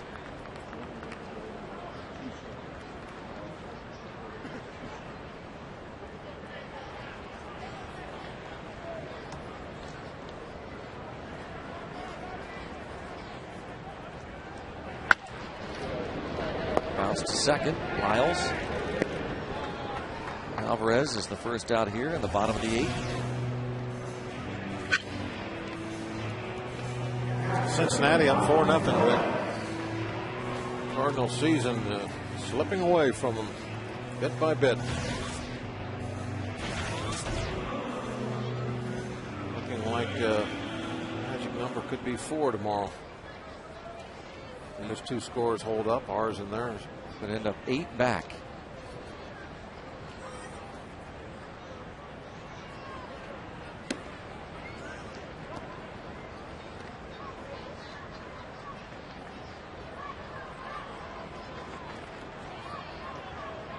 Domet last time up lined out to right field. As a right-hand hitter, this ball bounced foul to the left.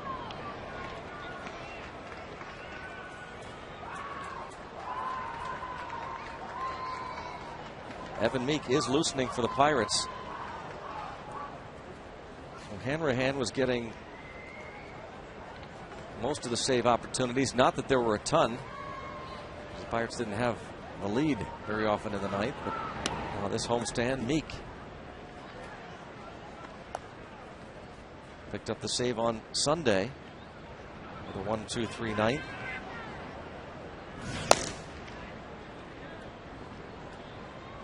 So they are likely to go into the season of 2011. Likely, not to say that something can't change over the winter, but having 2 kind of co-closers.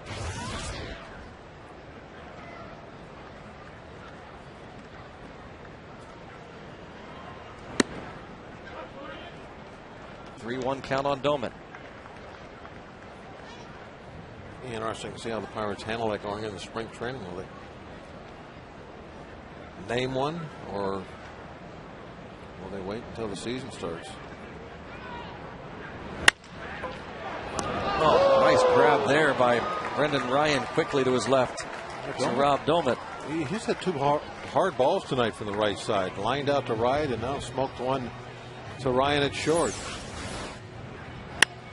Ryan to Ryan.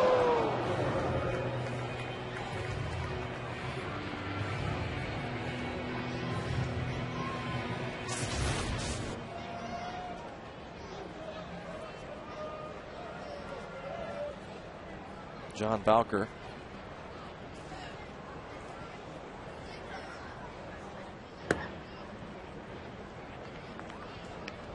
Bowker sent the center fielder Rasmus back toward the warning track, his last at bat. Lined out in the 4th inning. And he reached on the Brendan Ryan error, but got a ribby in the 1st. As the Pirates sent 9 men to the plate in the 1st inning, put a 3 spot on the board. Cardinals made it 3-1 in the 3rd. Pirates the next inning picked up 2 more on the triple by Tabata. And the Cardinals picked up their 5th inning run off Mahalam. Paul Mahalam, 7 innings, 2 runs, 7 hits, no walks, 4 Ks. And despite the fact that he's really had trouble with Pujols. Pujols has great numbers. His ERA still stays pretty low against him. Came into the day at 3.41 and given up just 2 runs. So even when there is somebody that owns you, you can find a way to pitch around that situation.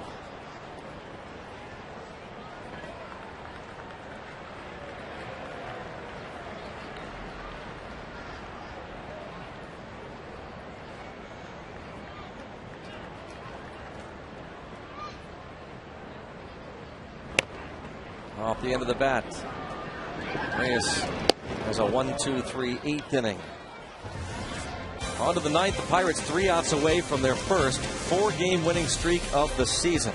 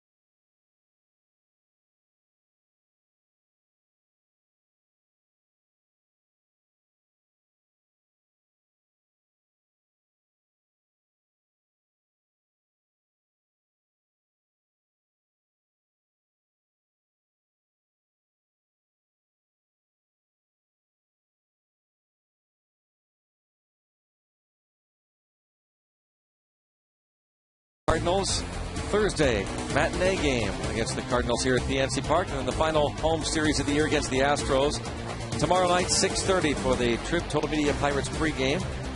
12 noon on Thursday, and then a couple of night games and the Sunday afternoon Fan Appreciation Day here at PNC Park.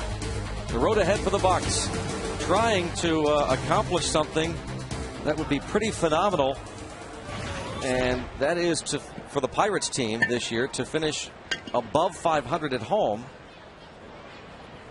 When this final homestand started, you thought that was impossible, the way the Pirates are playing in general. And now after sweeping Arizona and 3 outs away from a W here, They would therefore have to win 4 of the last 5, if you count tonight as a W, for the last 5 home games to finish with a record above 500 here at PNC Park. Evan Meek looks for the save.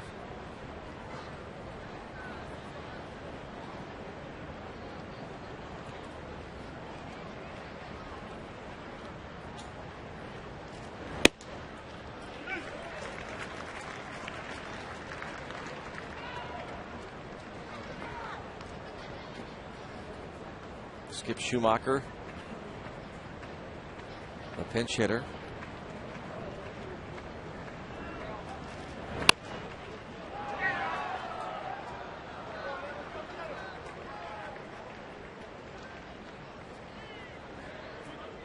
Schumacher did not start, as we said earlier, against the lefty Mahalam. Tony La Russa went with just about an all right-hand hitting lineup, with the exception of Kobe Rasmus.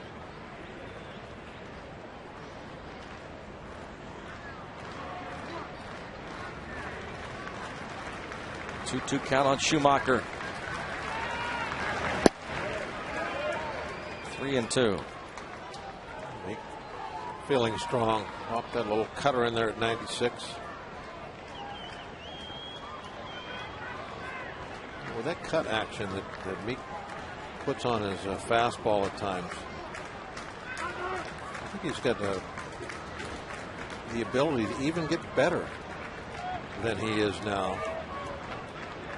If he can, really harness the good things of that pitch and know exactly when it's going to cut and being able to put it where he needs to. 1 down. That ball cut down in 94. But that's really the difference between an outstanding reliever and a pretty darn good one is that command of an overpowering type pitch. And when his fastball is in the mid to upper 90s and has that cut action, if he can really put that ball where he wants to, he'll be unhittable. As a reliever for the Yankees that has had a phenomenal career with an overpowering cutter. Now that pitch is not overpowering anymore. It hasn't been like that maybe for a couple of years. Rivera, if you turn the clock back about 10 years, nobody can touch him because of that pitch, that cut fastball. Now, in Meek's case, I don't even think he does it on purpose. It's just a natural delivery for him, a natural release of his fastball.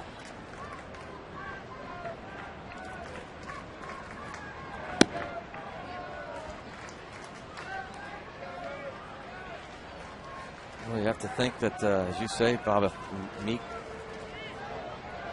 continues to harness his arsenal. Among rookies, you see John Jay, the pinch hitter, 3rd in the National League. But the sky's the limit then for Meek. Paul Mahalam watches, looking for win number 8. It would be his first W since August the 3rd.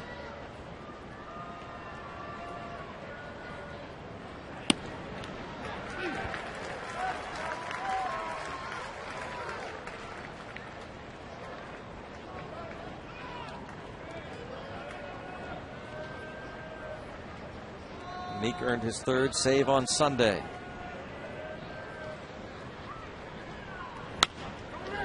Bounce to first. 2 outs.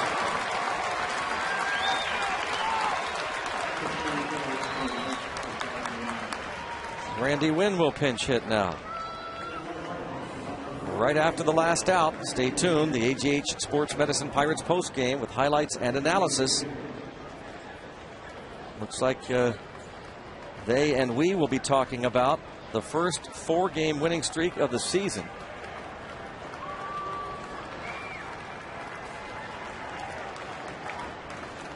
Jose Tabata had a big 2-run triple in the 4th. That gave the Pirates a 5-1 lead.